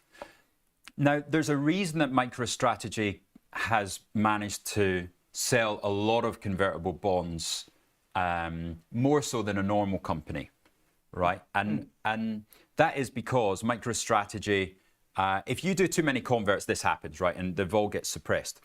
But MicroStrategy isn't trading on its own market cap of 110 billion.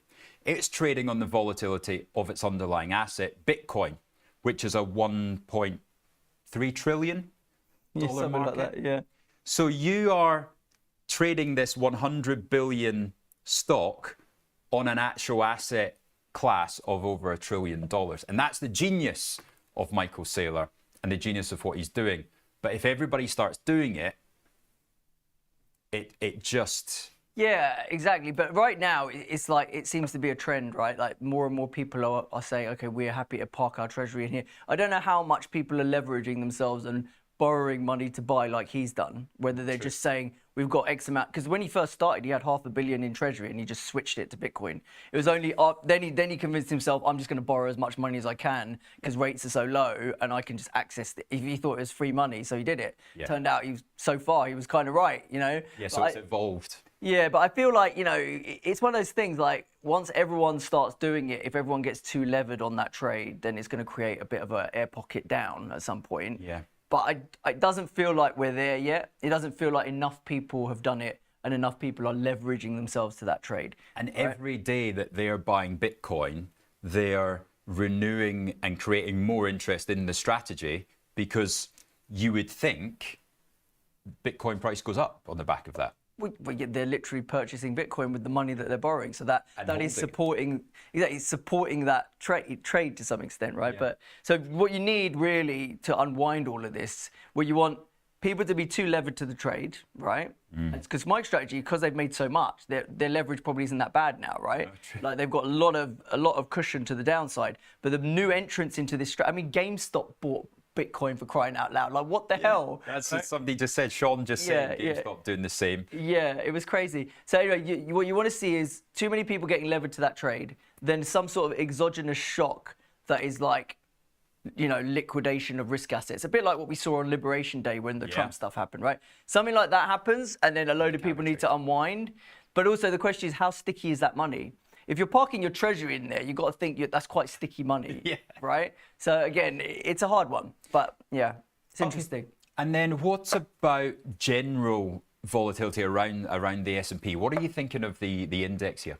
Yeah, I mean, it's come down a long way, right? Since, I mean, the world looks pretty different since April. I think we sat down, didn't we? And we were like, you know, are we buying the dip here? And we were looking for upside plays to try and buy the dip, right? Which I think we suggested a few. 5,200, I think we were at when you last came in. Yeah. On the S&P. Yeah, something like that. So I think now my sense is we've probably gone a bit too far.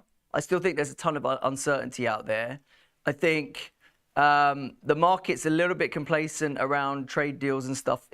Basically, it's quite funny. Like, Trump has become a bit of a joke now, right? People are now starting to call him TACO, right? Which stands for Trump always chickens out or something, right? Which he has so far. Yeah, so the credibility of his threats are going down. So he says something, and people are like, oh, but he's just going to reverse it in a week, so whatever. So you can see, like, they hiked steel and aluminium tariffs yesterday. He's talking, you know, about whatever threat he made. I can't remember the last one because he makes so bloody many, right? But the market's just like, whatever. We know that you're just kind of making these threats, but you back down every time. Yeah. So I guess for me, the way the market's reacting feels a bit complacent, okay? And because the deadlines for these tariff pauses don't happen until July, right? There's still some room for quite a lot of noise still, I think, right? Yeah. Back and forth between these negotiations where people are trying to, you know, play hardball. So I feel like the market still might not believe the hardball, but I think there's a lot of room for, you know, negotiations to kind of look like they're breaking down and stuff like that over the next month. So I think the vol market's probably overshot a little bit to the downside. And so I think owning things like July VIX, that's kind of one of my positions right now. I own a bit of July VIX. June VIX maybe is a bit, not sure it's going to work, but I think July VIX probably holds up quite well. Let's have a look at the VIX for you as well. Yeah, there it is, of course, the spike. Now we're back down to 19. So how are we looking, you know, June, July, August? Yeah, so there's a futures curve, right? So that's the VIX spot, but you can't actually trade the VIX spot. The only way to trade the VIX is through VIX futures or options, right? So if we're at 19.5, I think the June future is kind of in line with that level. July future is going to be a bit higher. August is going to be a bit higher. It's called a contango when it's upward sloping like that, right? But the normal shape, isn't it? That's a normal shape, yeah. But the idea is the front contract's usually the one that comes under the most pressure when the market doesn't do a lot, right? So I think we may see a bit of pressure on June, but I think July is going to hold up relatively well because of all that uncertainty, right? And the fact that court tried to block Trump's tariffs and stuff, again, that throws a load more uncertainty into the mix because now, okay, if he has to then circumvent certain rules and that, you know, I don't think he's just going to back down and be like, okay, yeah, you've handcuffed me. I'm not allowed to do what I want to do, right? So I just think that doing those sort of things, like poking the bear, is going to introduce more uncertainty. And for me, the easiest way to play that is through owning a bit of VIX, basically. And I mean, hasn't Elon just done that, right? Chart off, thanks, guys. Elon has just, as far as I'm concerned, oh, they've fallen asleep in the gallery again. As far as I'm concerned, it's the emperor's new clothes, right? We all talk about what the budget deficit does and what the federal debt level does, debt to GDP. But nobody, as long as nobody really speaks about it and nobody looks, you know, Moody's, what do they know, idiots, right? Doing the correct thing and doing their job. As long as nobody highlights that America is going towards a much bigger financial crisis than it was, then the emperor's new clothes look fantastic. But if somebody that was his right-hand man starts highlighting it, then, you know, is that lifting the curtain? Yeah, I mean, it's an interesting point, right? It's look at the bond market, right? You know, the bond market is trading really badly, I would say, right? The way long-end yields are trading. And it is this kind of shift in mindset that the debt sustainability issue is real, right? And people are like demanding higher yields for US debt because it's just like, yeah, you know, you said you're going to cut all this spending, and Doge was a drop in the ocean, right? And now they practically abandoned it, and now they're coming in with this big beautiful bill and stuff. So yeah, I do think the bond market's trading badly, and people are using alternatives for safe havens, right? Gold, that's what gold's done so well. Gold's absolutely exploded. Bitcoin's actually catching a bid because of the same reason, right? So people are saying US bonds are no longer my diversifying asset in my portfolio. That's the 20-year bond there. If you bought that this time last year, well, you know, in summer last year, you have lost. Oh, you're not meant to lose 12% of your money on bonds, are you? 12% you've lost being long the 20-year Treasury ETF. Yeah. So I tried to sell some put spreads on that. They haven't made me any money yet. They haven't lost me any yet, thankfully, because we did have a little bounce from that oversold level. But yeah, I'm not convinced by the price action. I'll probably be getting out of that trade quite quick. Yeah. Yeah. It's concerning, isn't it, when you get to a point that US Treasuries are actually ones, because of course that caused the SVB crisis in the first place.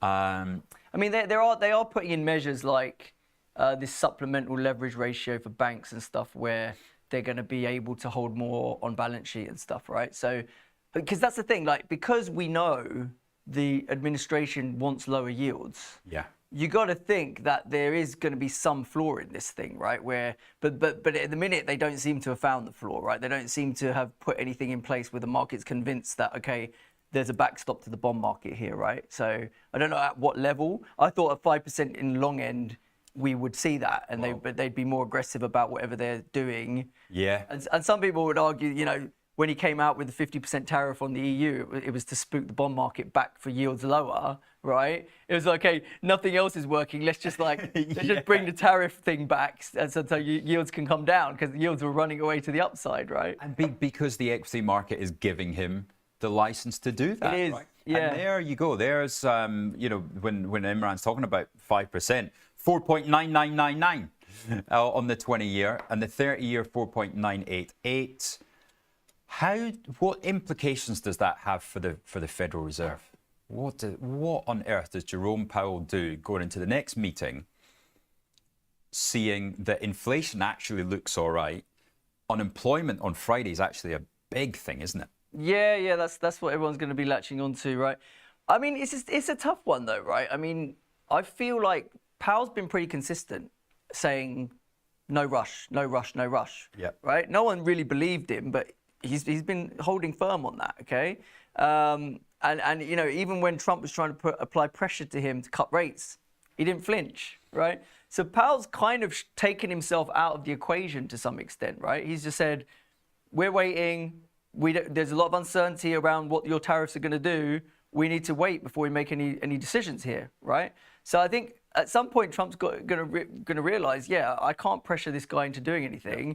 I've got to get my own policy straight. I've got to figure out, instead of changing my mind every week about what I'm going to do, I need to know what I'm going to do, and make these deals with these countries. Yeah. And so then you know, corporates, Powell, everyone can see what the lay of the land is and then actually make some damn decisions. That is the real pain that's being done, isn't it? The unknown for not your hyperscalers, but your real businesses, the Home Depots, the banks that aren't in bed with a... Yeah, and this is why the Russell's underperforming, right? Because these are the small businesses and it's like, they haven't got a clue what's going on. They could be the first set of stocks to warn. The way I see it, the pillars are jobs, and then it is earnings for companies that are worth less than 100 billion, and our domestic US, and you'll just start to see these domino effect. Then what happens with the steepener? That your concerns, you'll have to have some kind of stimulus package.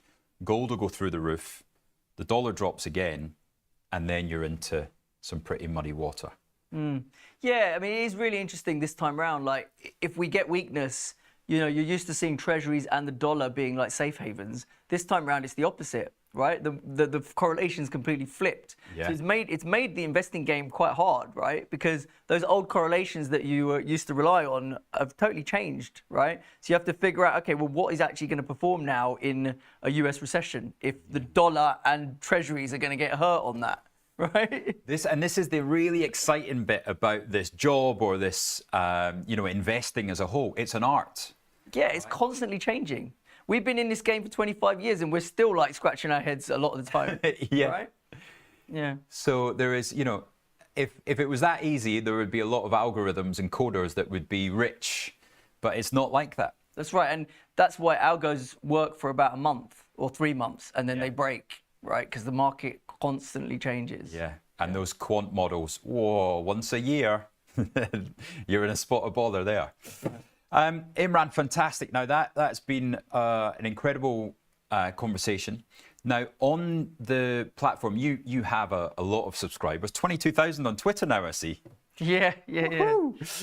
What's your Twitter? Options_insight.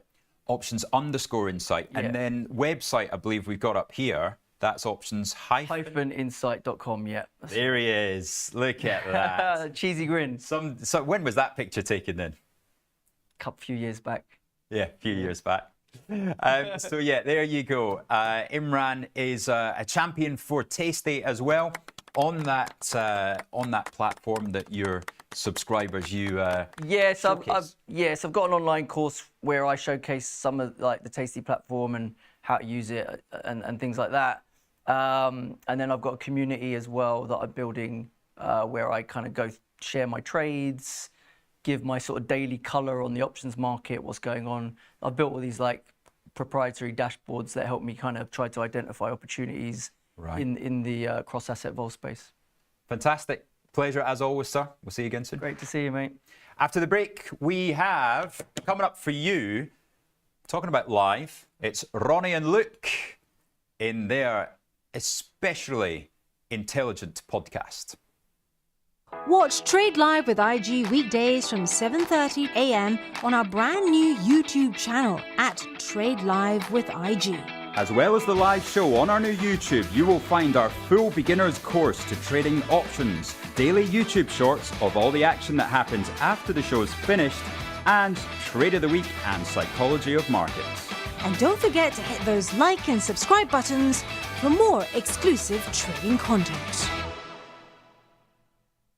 There are certain things in our daily lives that everyone has a view on, like your favorite clothing brands, supermarkets, or even which airlines to fly with.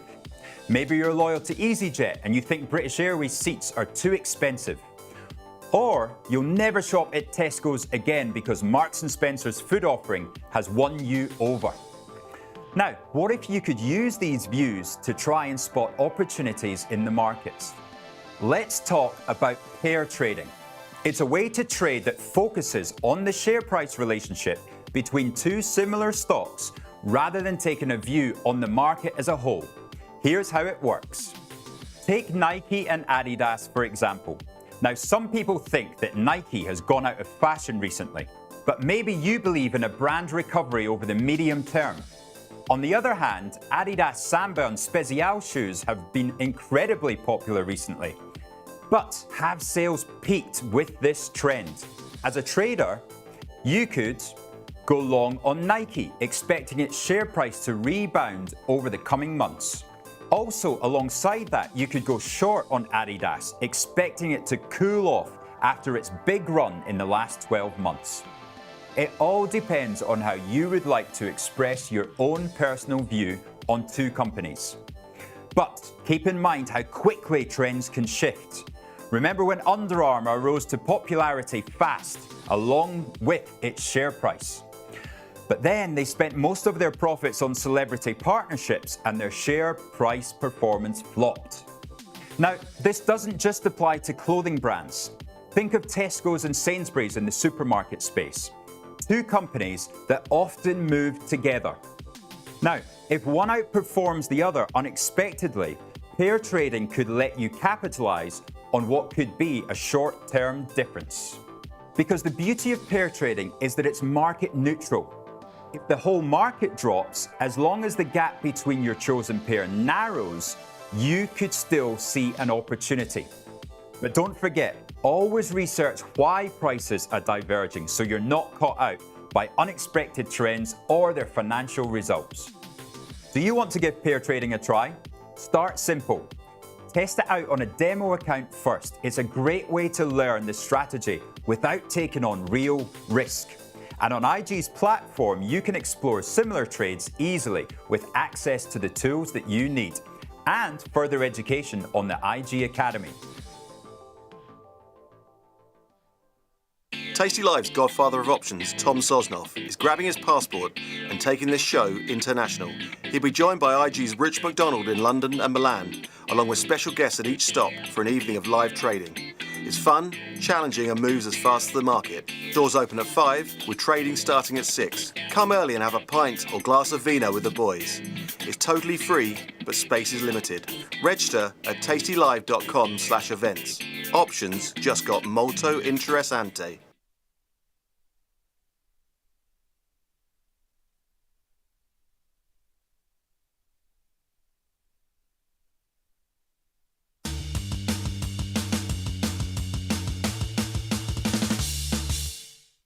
Welcome back to yet another episode of Talking Shop here with IG. I am your host for this particular session, and Luke Moore is lovely to be here.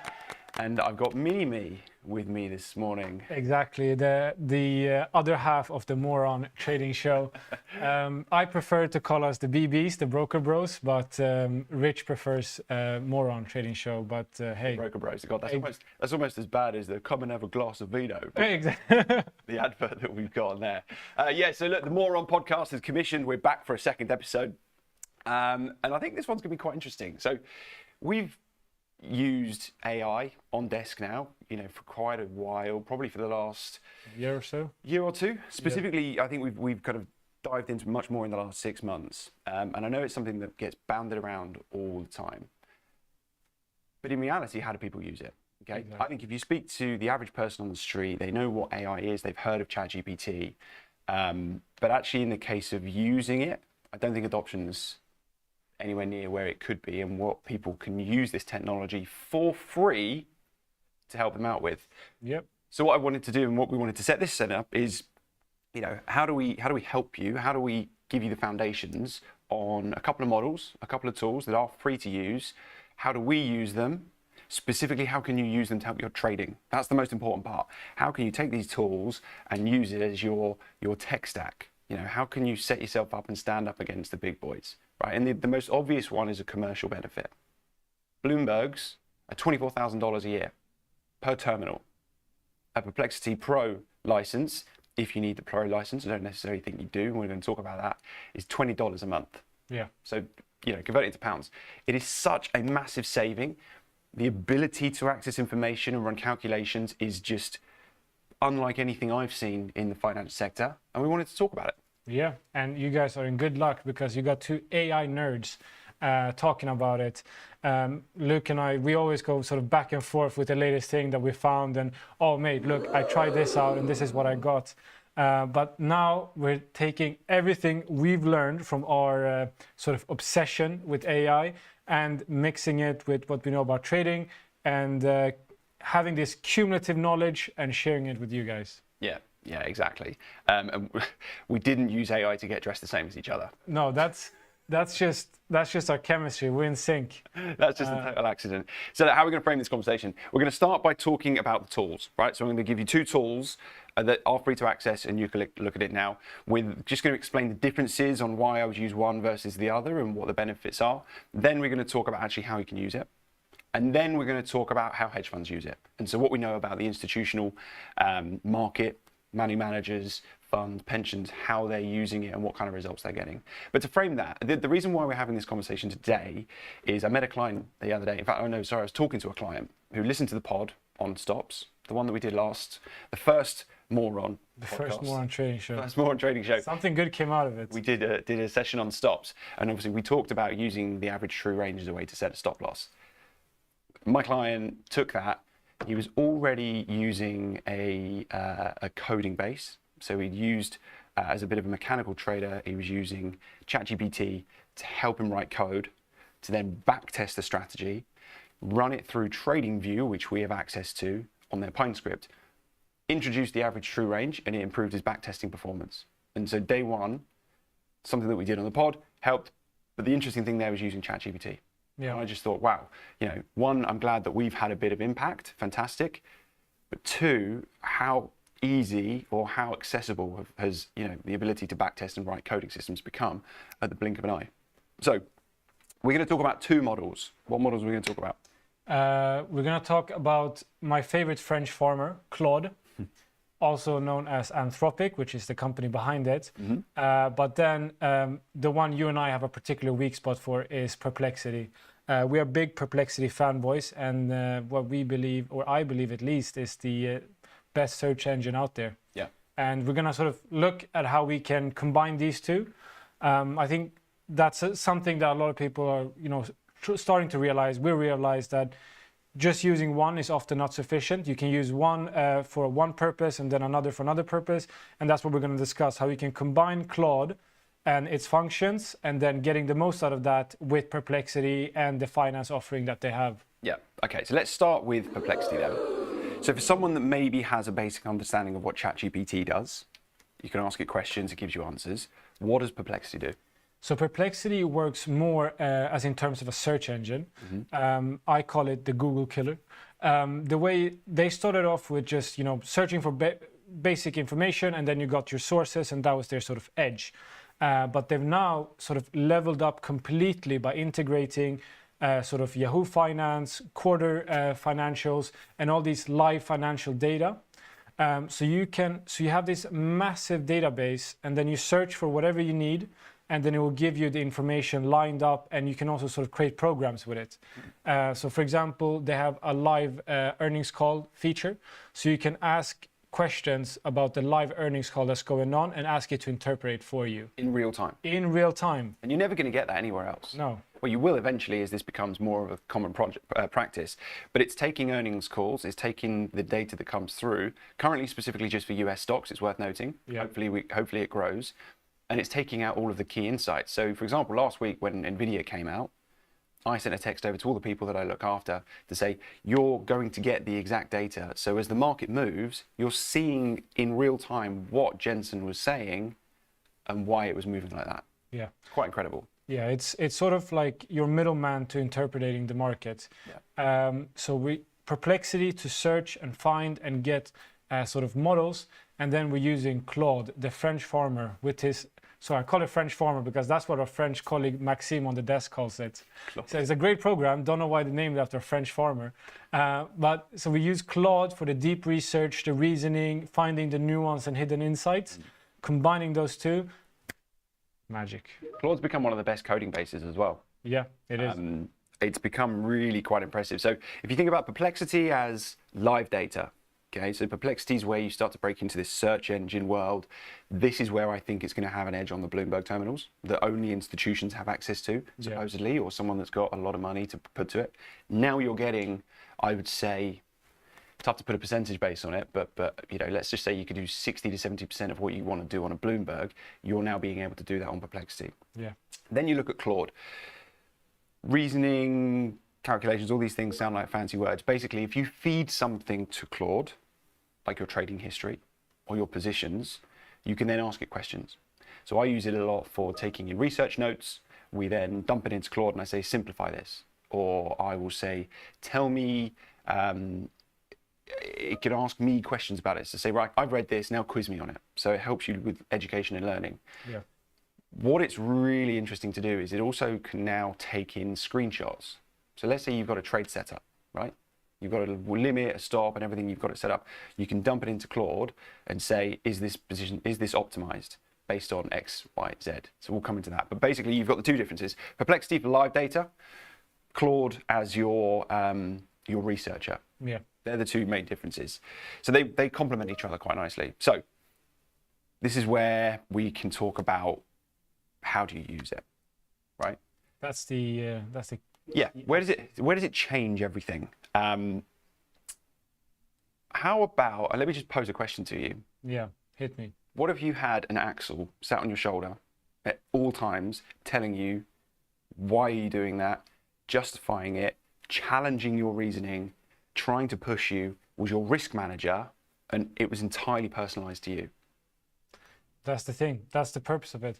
And I think to get that sort of like mini axle on your shoulder, you have to learn how to prompt it correctly.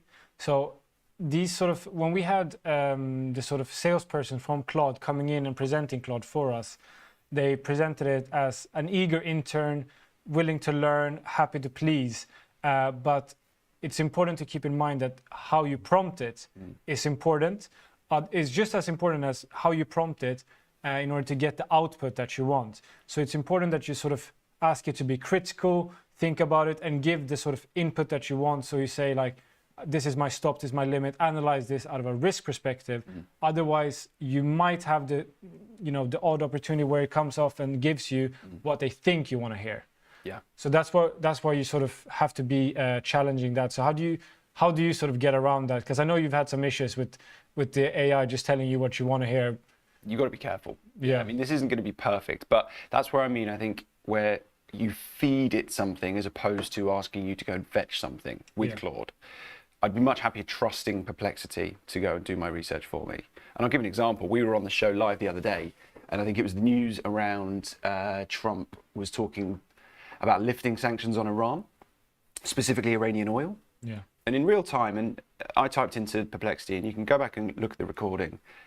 What is maximum capacity for Iranian oil production? And where has it been over the past 10 years? And within seconds, I had a chart showing all of the different values of millions of barrels of oil per day and its maximum capacity. And you can see how much capacity Iran had to uplift the market. And we were comparing it to why the oil price was down 3%. So you could say, right, is the oversupply that it brings you, does that make sense? Yes, no, maybe, and then you can place a trade off the back of it.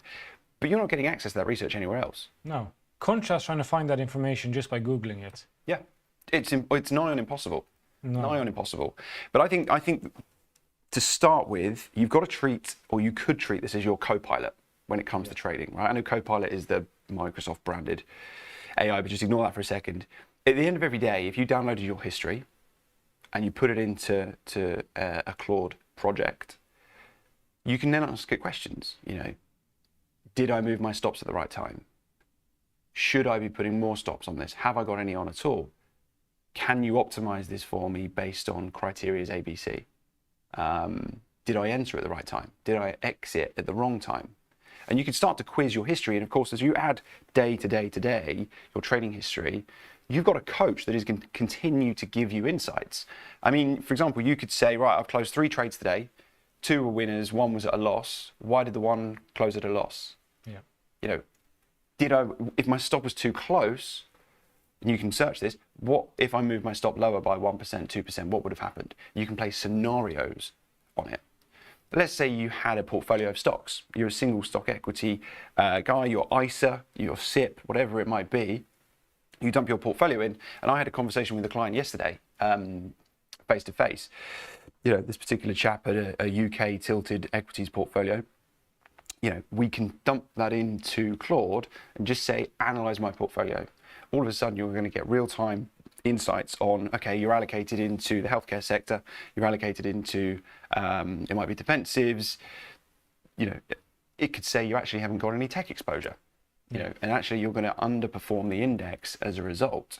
And then you query it, okay, give me the top performing UK-based tech plays, build me the watch list, and in fact I want to optimize that based on stocks that are near 52-week lows, where analyst ratings are the furthest away, and I want to look at putting them on now. Give me the watch list.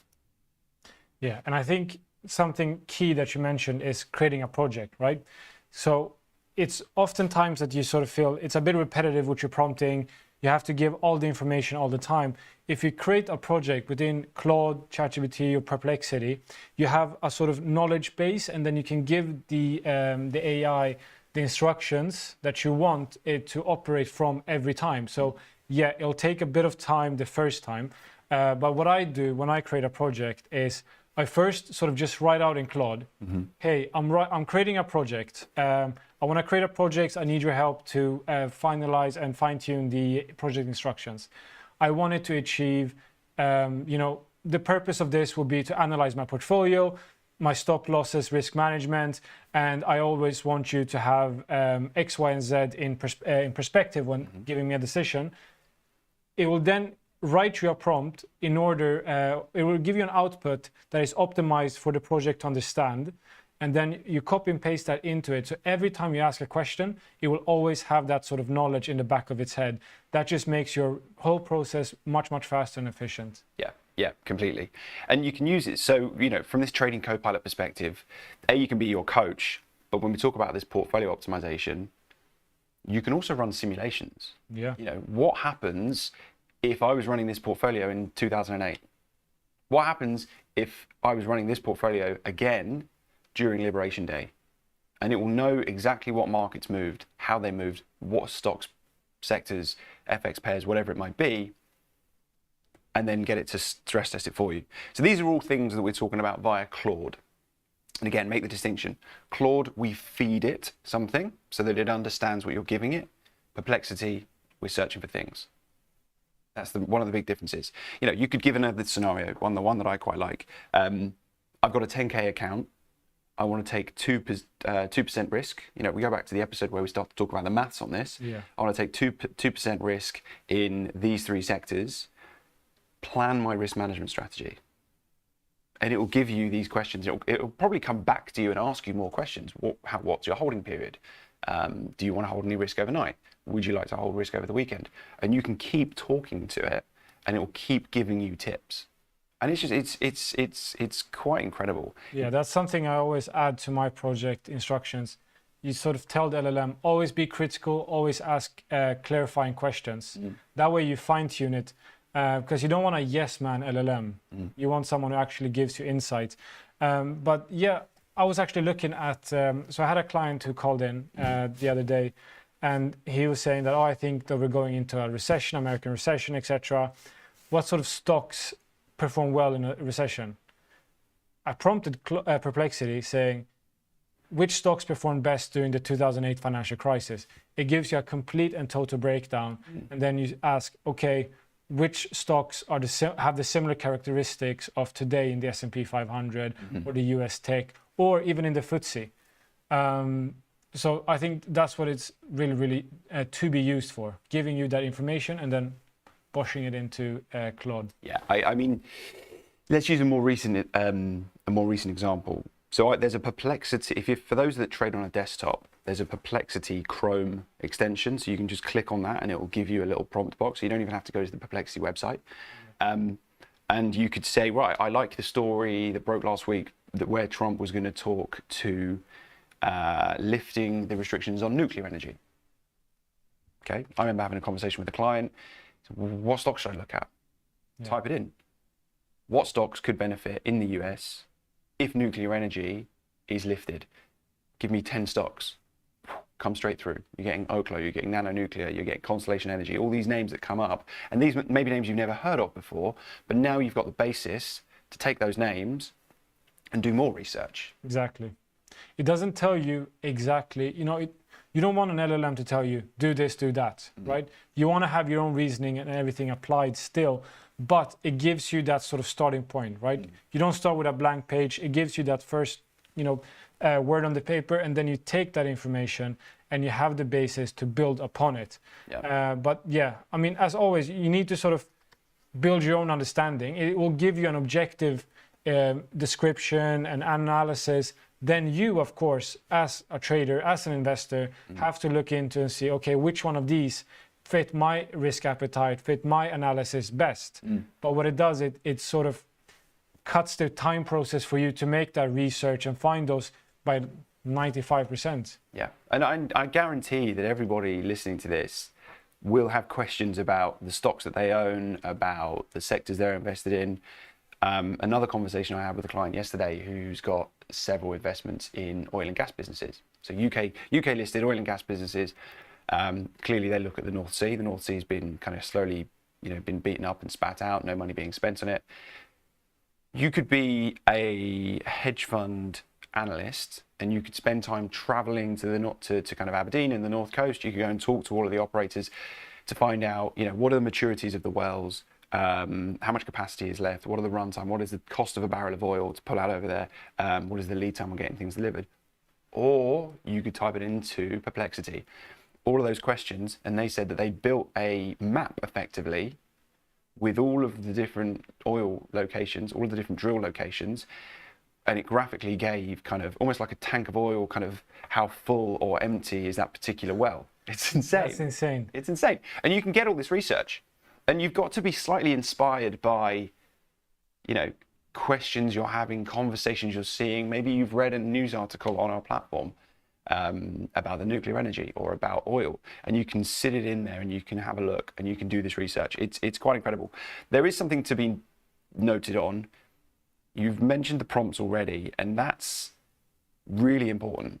So getting your prompt right is really important. So a simple one: should I buy Tesla? Good prompt, bad prompt? Horrendous. Why?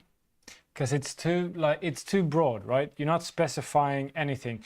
Should I buy Tesla? Are you buying Tesla for a long-term investment? Are you buying Tesla for an intraday trade? You're not giving it enough information to give you the answer you're looking for. If you just say, should I buy Tesla? It'll give you, Tesla is a robotics and electric vehicle company, blah, blah, blah, and it'll give you all that information, but it won't give you anything actual concrete that you can use then as an actionable insight. That's what I think. So how would you generate a prompt? Okay. So what do we think? Tesla's the kind of the long run Tesla is the story around robotics, the story around energy, the story around the AI story. Okay. Yeah. So what do you need to know, looking at Tesla's price today, wherever it might be? What do you need to know as an investor, or what would you like to know? So here's the difference. If I'm looking at this as an investor, or if I'm looking at this as a trader, my prompt will be quite different.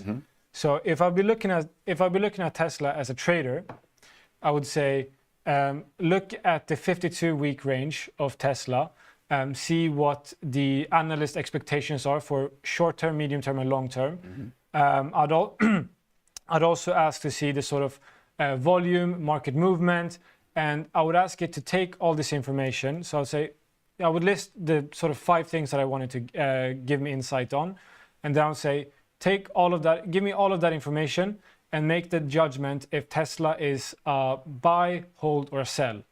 And then from there, I would take that, I would have that sort of information given, I'll dash it into Claude, and then I'll do a thorough analysis, and then I'll ask it for entry points, exit points, and to have that sort of completely set up for me. And then if I would look at it as an investor, I would say I'm looking for a long-term play in Tesla. I believe that Tesla is going to do well due to the robotics and the AI and the self-driving cars. Can you analyze the competitors in the segment?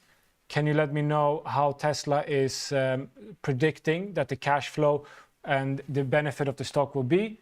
And then give me that insight to tell me if Tesla is a good or a bad long-term play. Nice and simple then. Yeah, nice and simple. Yeah, just straight to the point. I'd look at it a little differently. I mean, I want to know what what part of that share price is currently being assigned to this robotics growth. So That's what I'd say, everyone's talking about, yeah. I'd say, like, given the share price currently and what we know about Tesla's earnings and forecasts of its share price, how much of that is currently being allocated to this growth story? What are the assumptions that it's being made now? What are the risks to the robotics story? What am I missing? And what does it look like in 1 year, 5 years, 10 years? And you start to think about these things. And of course, as you build up this conversation with a Perplexity, it's going to be pulling in more and more information. And what Perplexity does really, really well is using recent news or using recent searches from everybody that's using it. It gives you suggested follow-up questions. Yeah. So it's as if your plucky analyst person that sat next to you is super proactive. So it's like, oh, hey, I get you've given this a search and here's this output, but you didn't ask this. Yeah. And it's like, you asked this, you might be interested in this as well. Yeah, completely. It's just it's incredibly powerful when the fact that this tech is now at your fingertips. It's brilliant. You could also talk about specific news on the day. So if you go to perplexity.ai/finance, it gives you the real market prices for all of the US indices. It gives you the stories of what's going on. So you could ask it really cleanly. I want to be prepared for my morning trades. It knows what you trade because we assume you're using this as a trading journal and you're dumping your history into there. It's going to know exactly what you need to know in order to prepare you for your day. I'm now actually prompting Claude to give me a Tesla. Is that what you were doing? Yeah. I did wonder what you were doing there. Look, how do hedge funds use this right now? Kind of what evidence do we have? And we have, so hedge funds that are using AI to actually trade are, according to the SEC, so this is data from last year, believe they're outperforming their peers that are not by 12%. So you're taking out all of that human risk. So there's a 12% potential alpha there. That's according to the SEC. I think a lot of people are using it for risk management more than everything else. 100%. So not necessarily just for idea generation, but dumping your portfolio into it and saying, where's my blind spots? So Deloitte ran some analysis last year, say that funds that are using AI for risk assessment have reduced their portfolio drawdowns by 15% on a year-to-year basis. Oh, really? 15%, according to Deloitte, massive. Which is huge. It's if you can say top to bottom, I'm expecting to return 8 to 10% on my portfolio this year because of reasons A, B, C. But now instead of having a 20% drawdown, 15% to 20%, you're going to now only get a 17.5% drawdown. That's material. That's material. And you're seeing this stuff happen in real time.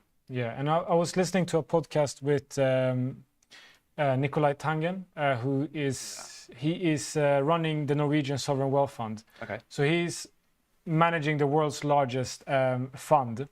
They got a couple of cheeky trillions there. Just a few. But what he was talking about is that the one thing that they spend the most amount of time on is, first, of course, they look at sort of what stocks to buy, but they've sort of done that research already. Now they have their portfolios. They're not going to trade in and out, which is, as you do, if on your ISA or whatnot, you're not trading in and out of your ISA. But what they spend the majority of the time on is risk modeling, scenario analysis. If X happens, what will happen with my portfolio? And if Y happens, et cetera, et cetera, et cetera. And that is something that, these guys can use. So like you say, you input your portfolio, just copy paste it in, and you say, if the interest rates goes up to 5%, how will that happen? So you can get that sort of, these guys, obviously they have the most advanced, computer systems. They have whole teams working on this. But you as a regular trader can get this into yourself as well, just inputting it correctly. Yeah, completely. Steve, I see your question there.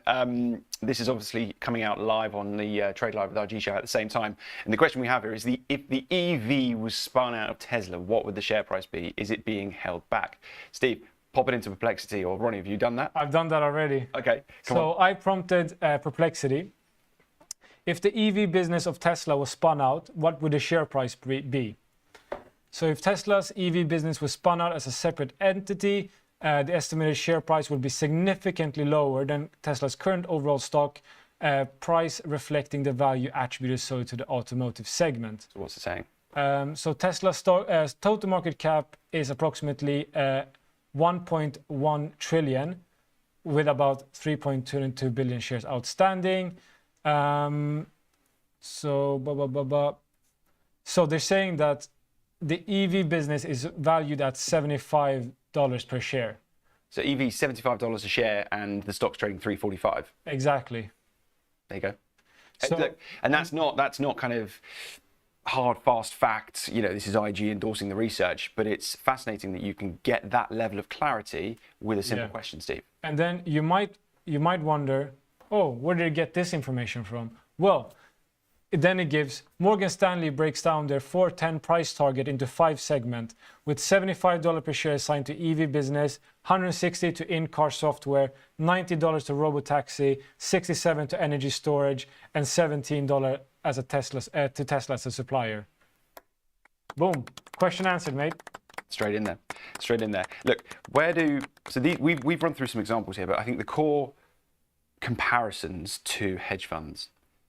An individual trading and investing has the benefit historically of just a search engine, or the publicly available kind of research notes, but you're going to get them way slower than the market does. They become free after, I think, a fortnight, and they find them really difficult to get hold of. So what can you now do that you weren't able to do before? Right, you can generate signals, okay? You can get ideas sent to you based on your history. Research.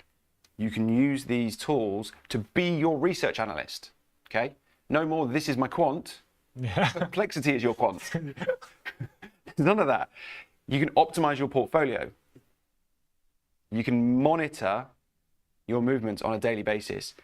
And then you can try and use it to come up with new ideas based on what you've been using. Yeah. It's fantastic. I mean, some of the prompts that in our research shown that obviously we use Perplexity and Claude to help us prepare for this show. A hedge fund would say something like, generate me a mean reversion strategy with the last 5 years of S&P data, and I don't want to spend any more than 10% of my transaction costs. That's a strong prompt. Yeah. You could say, here's my watch list, back test every time these stocks have been oversold on an RSI basis, buy 100 shares and just see how that takes you. We've already looked at how you can use it to simulate drawdowns under a 2008 style crisis or another Liberation Day scenario. Or you could say, how will my current positions perform in a 20% sell-off? And actually, how can I then hedge? So we've spoken at length on this show about using options as a diversifier. If you can figure out, this was a good one from yesterday, the person whose portfolio we were kind of using as a bit of an idea, we were asking, what do you think a portfolio is currently correlated to? So if he was using options, how would you hedge? Okay. So you could dump your positions in, you get your portfolio. What is my correlation to the FTSE 100 or the FTSE 250 or the S&P? Yeah. You can look at the correlation so you know exactly how much you need to hedge. Let's say you got £100,000 worth of portfolio. You might think, I'm going to go and trade a hedge. I might sell £100,000 worth of FTSE to go delta neutral.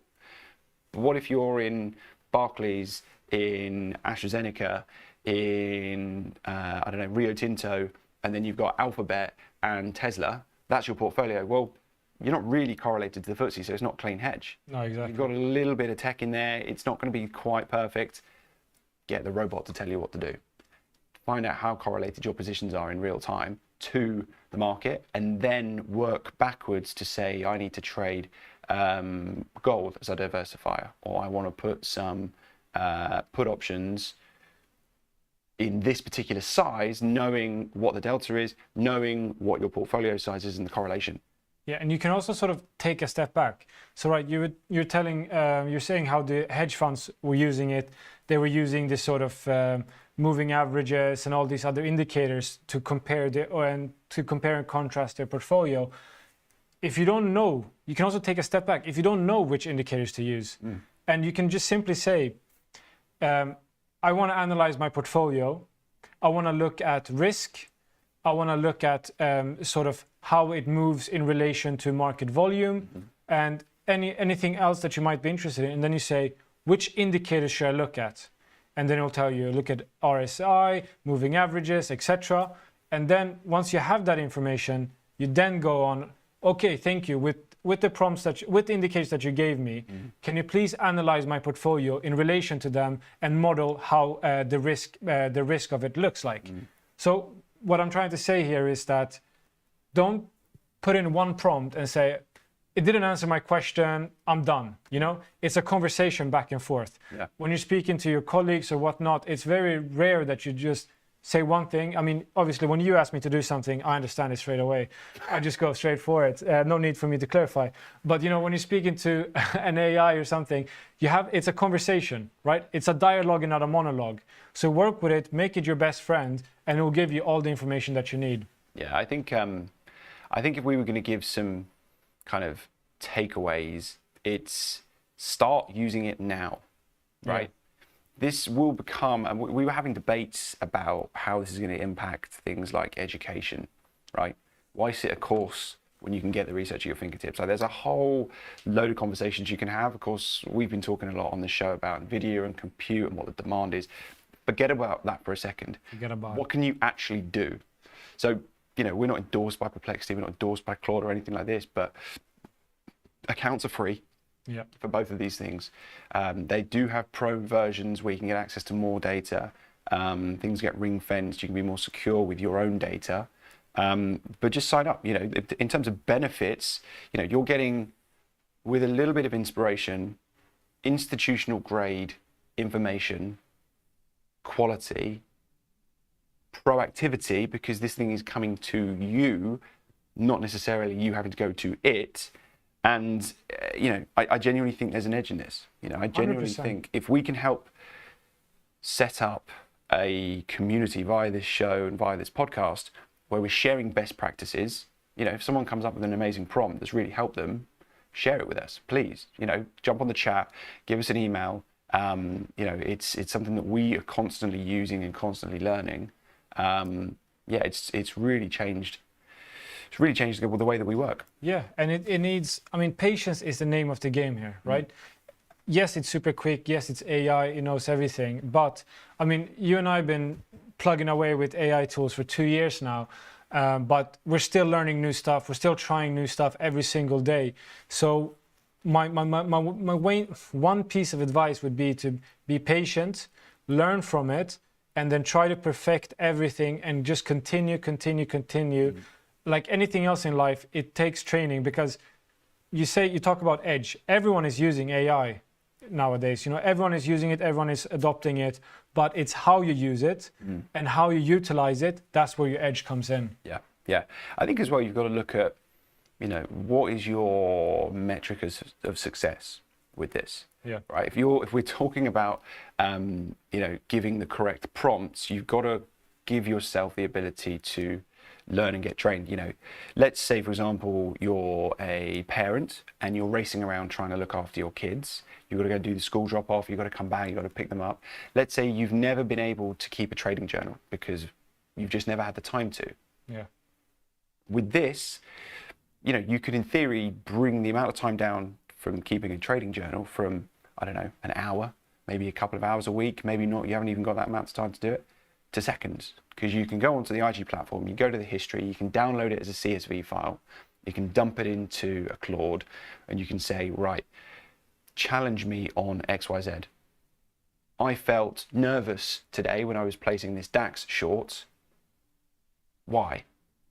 And then it can come back to you, and it can be your psychological help as well. So you can use this as your coach. So I would say, you know, instant benefit, time saved. Yeah.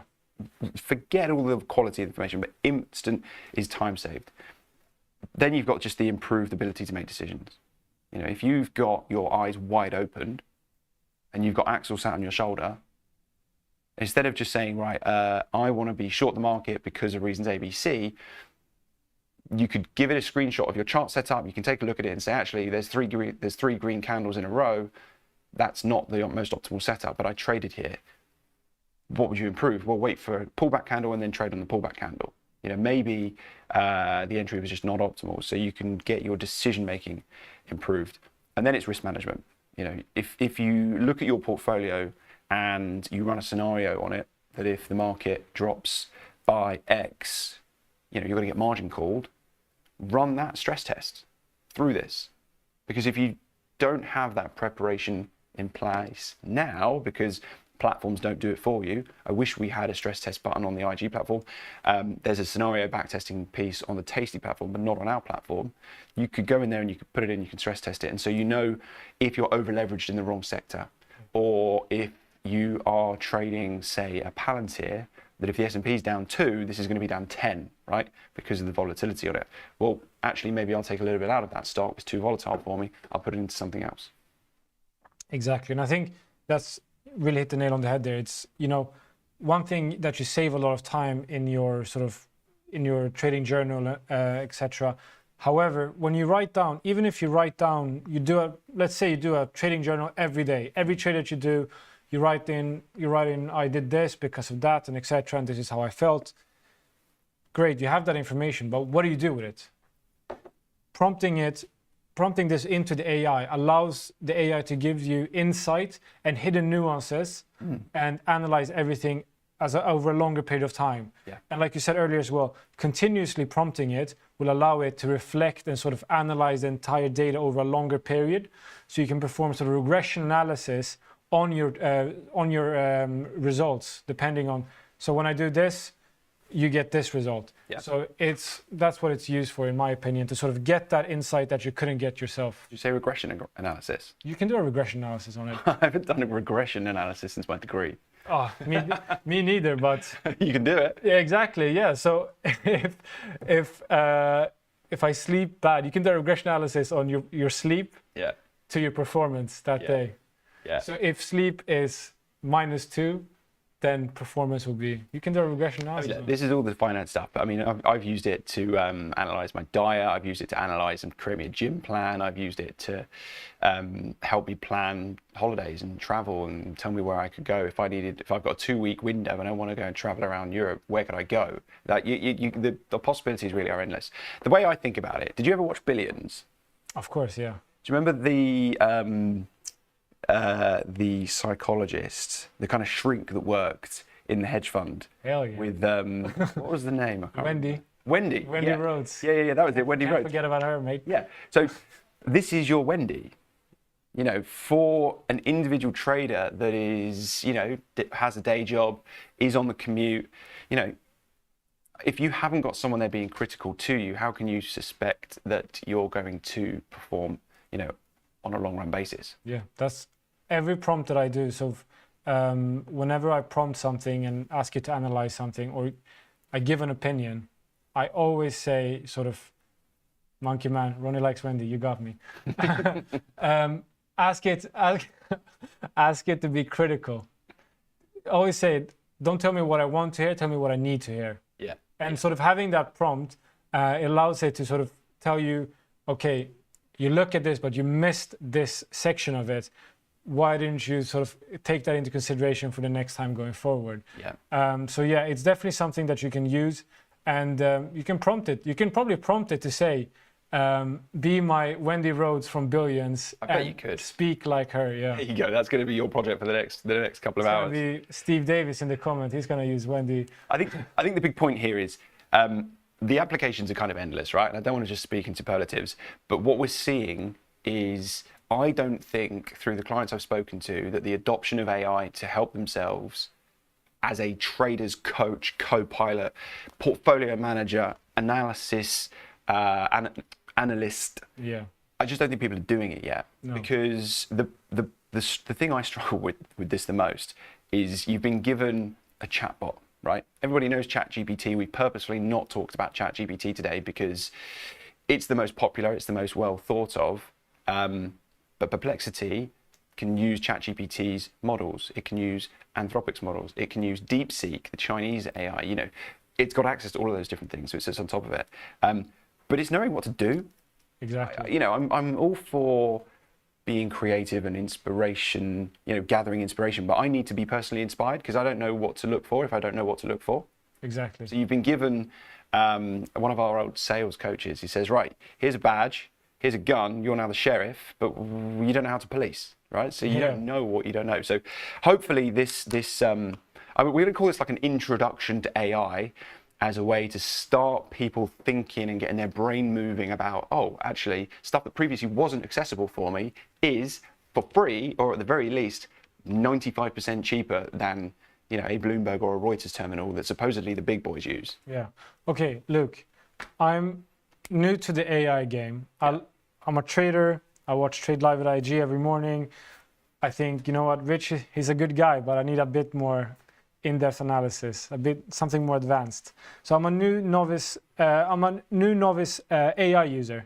I've traded for a while, but I'm a novice AI user.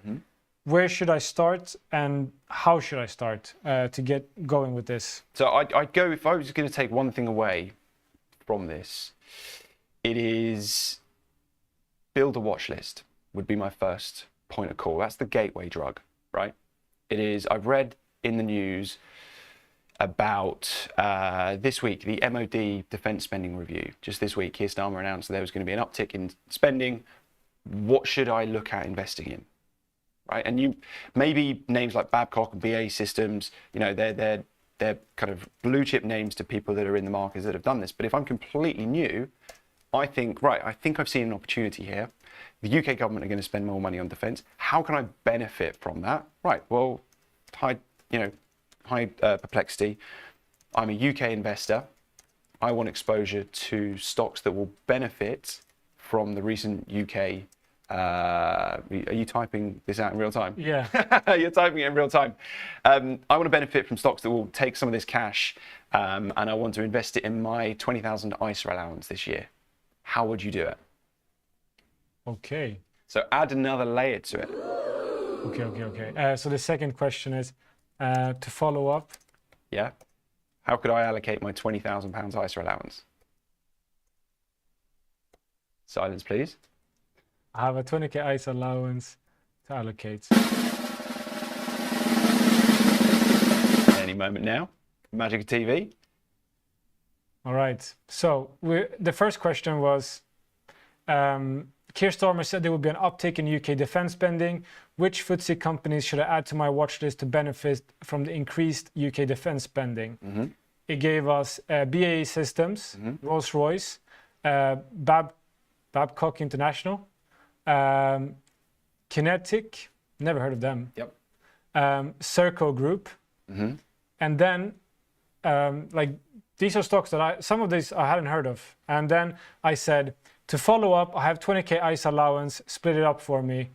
To clarify, split up the ISA allowance in UK defense. Yeah. So you're trying to get it now to be your portfolio manager. Exactly. And is this Perplexity or Claude? I'm using Perplexity. Okay. So it gives me BAE Systems, 7,000, largest UK with a rationale behind it as well. So it gives me investment allocation rationale. BAE Systems, largest UK defense contract with diverse exposure to major UK and global defense program. Strong growth potential from submarine, munitions and cyber investments. 5,000 in Rolls-Royce, key supplier of jet engines and military aircraft and naval vessels. Babcock International, 3,000, specialist in fleet management, submarine support and aerospace services. Kinetic, 1,500, provides advanced military technology services including cybersecurity and risk evaluation. 1,500 in Serco Group, and then 2,000 in defense-focused ETF. Example given, Global X Defense Tech uses ETF. Any follow-up questions? I want to wrap this up soon. Let's just say, if the FTSE fell 5%, what would the value of my portfolio change by? Oh, that's a good one.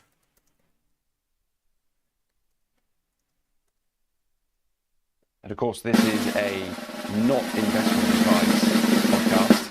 So do your own research. This is not us telling you to allocate to this, but it's just an example of how you can use the technology.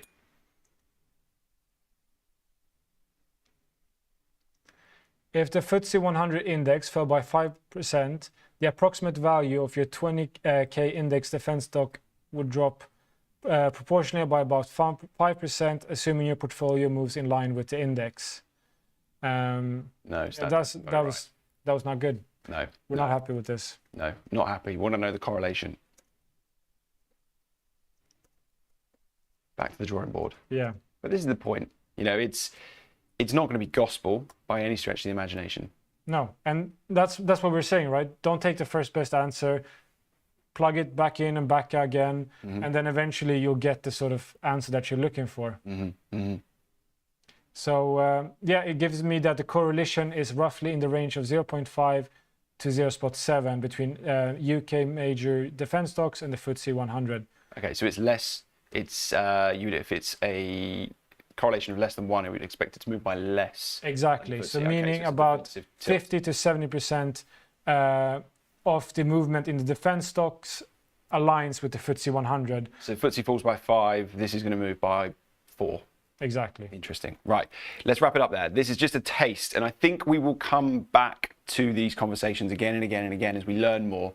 There are people in IG that are brilliant with AI. They weren't available to speak today, but we're definitely going to bring more guests in as this kind of conversation grows. But if you get any cool prompts, bring it to the community, bring it to the chat. If there are cool use cases you find, let's share this information, because I think if we bring up everybody with us, hopefully we'll all make a little bit more money along the way. Cool. Thank you very much, mate.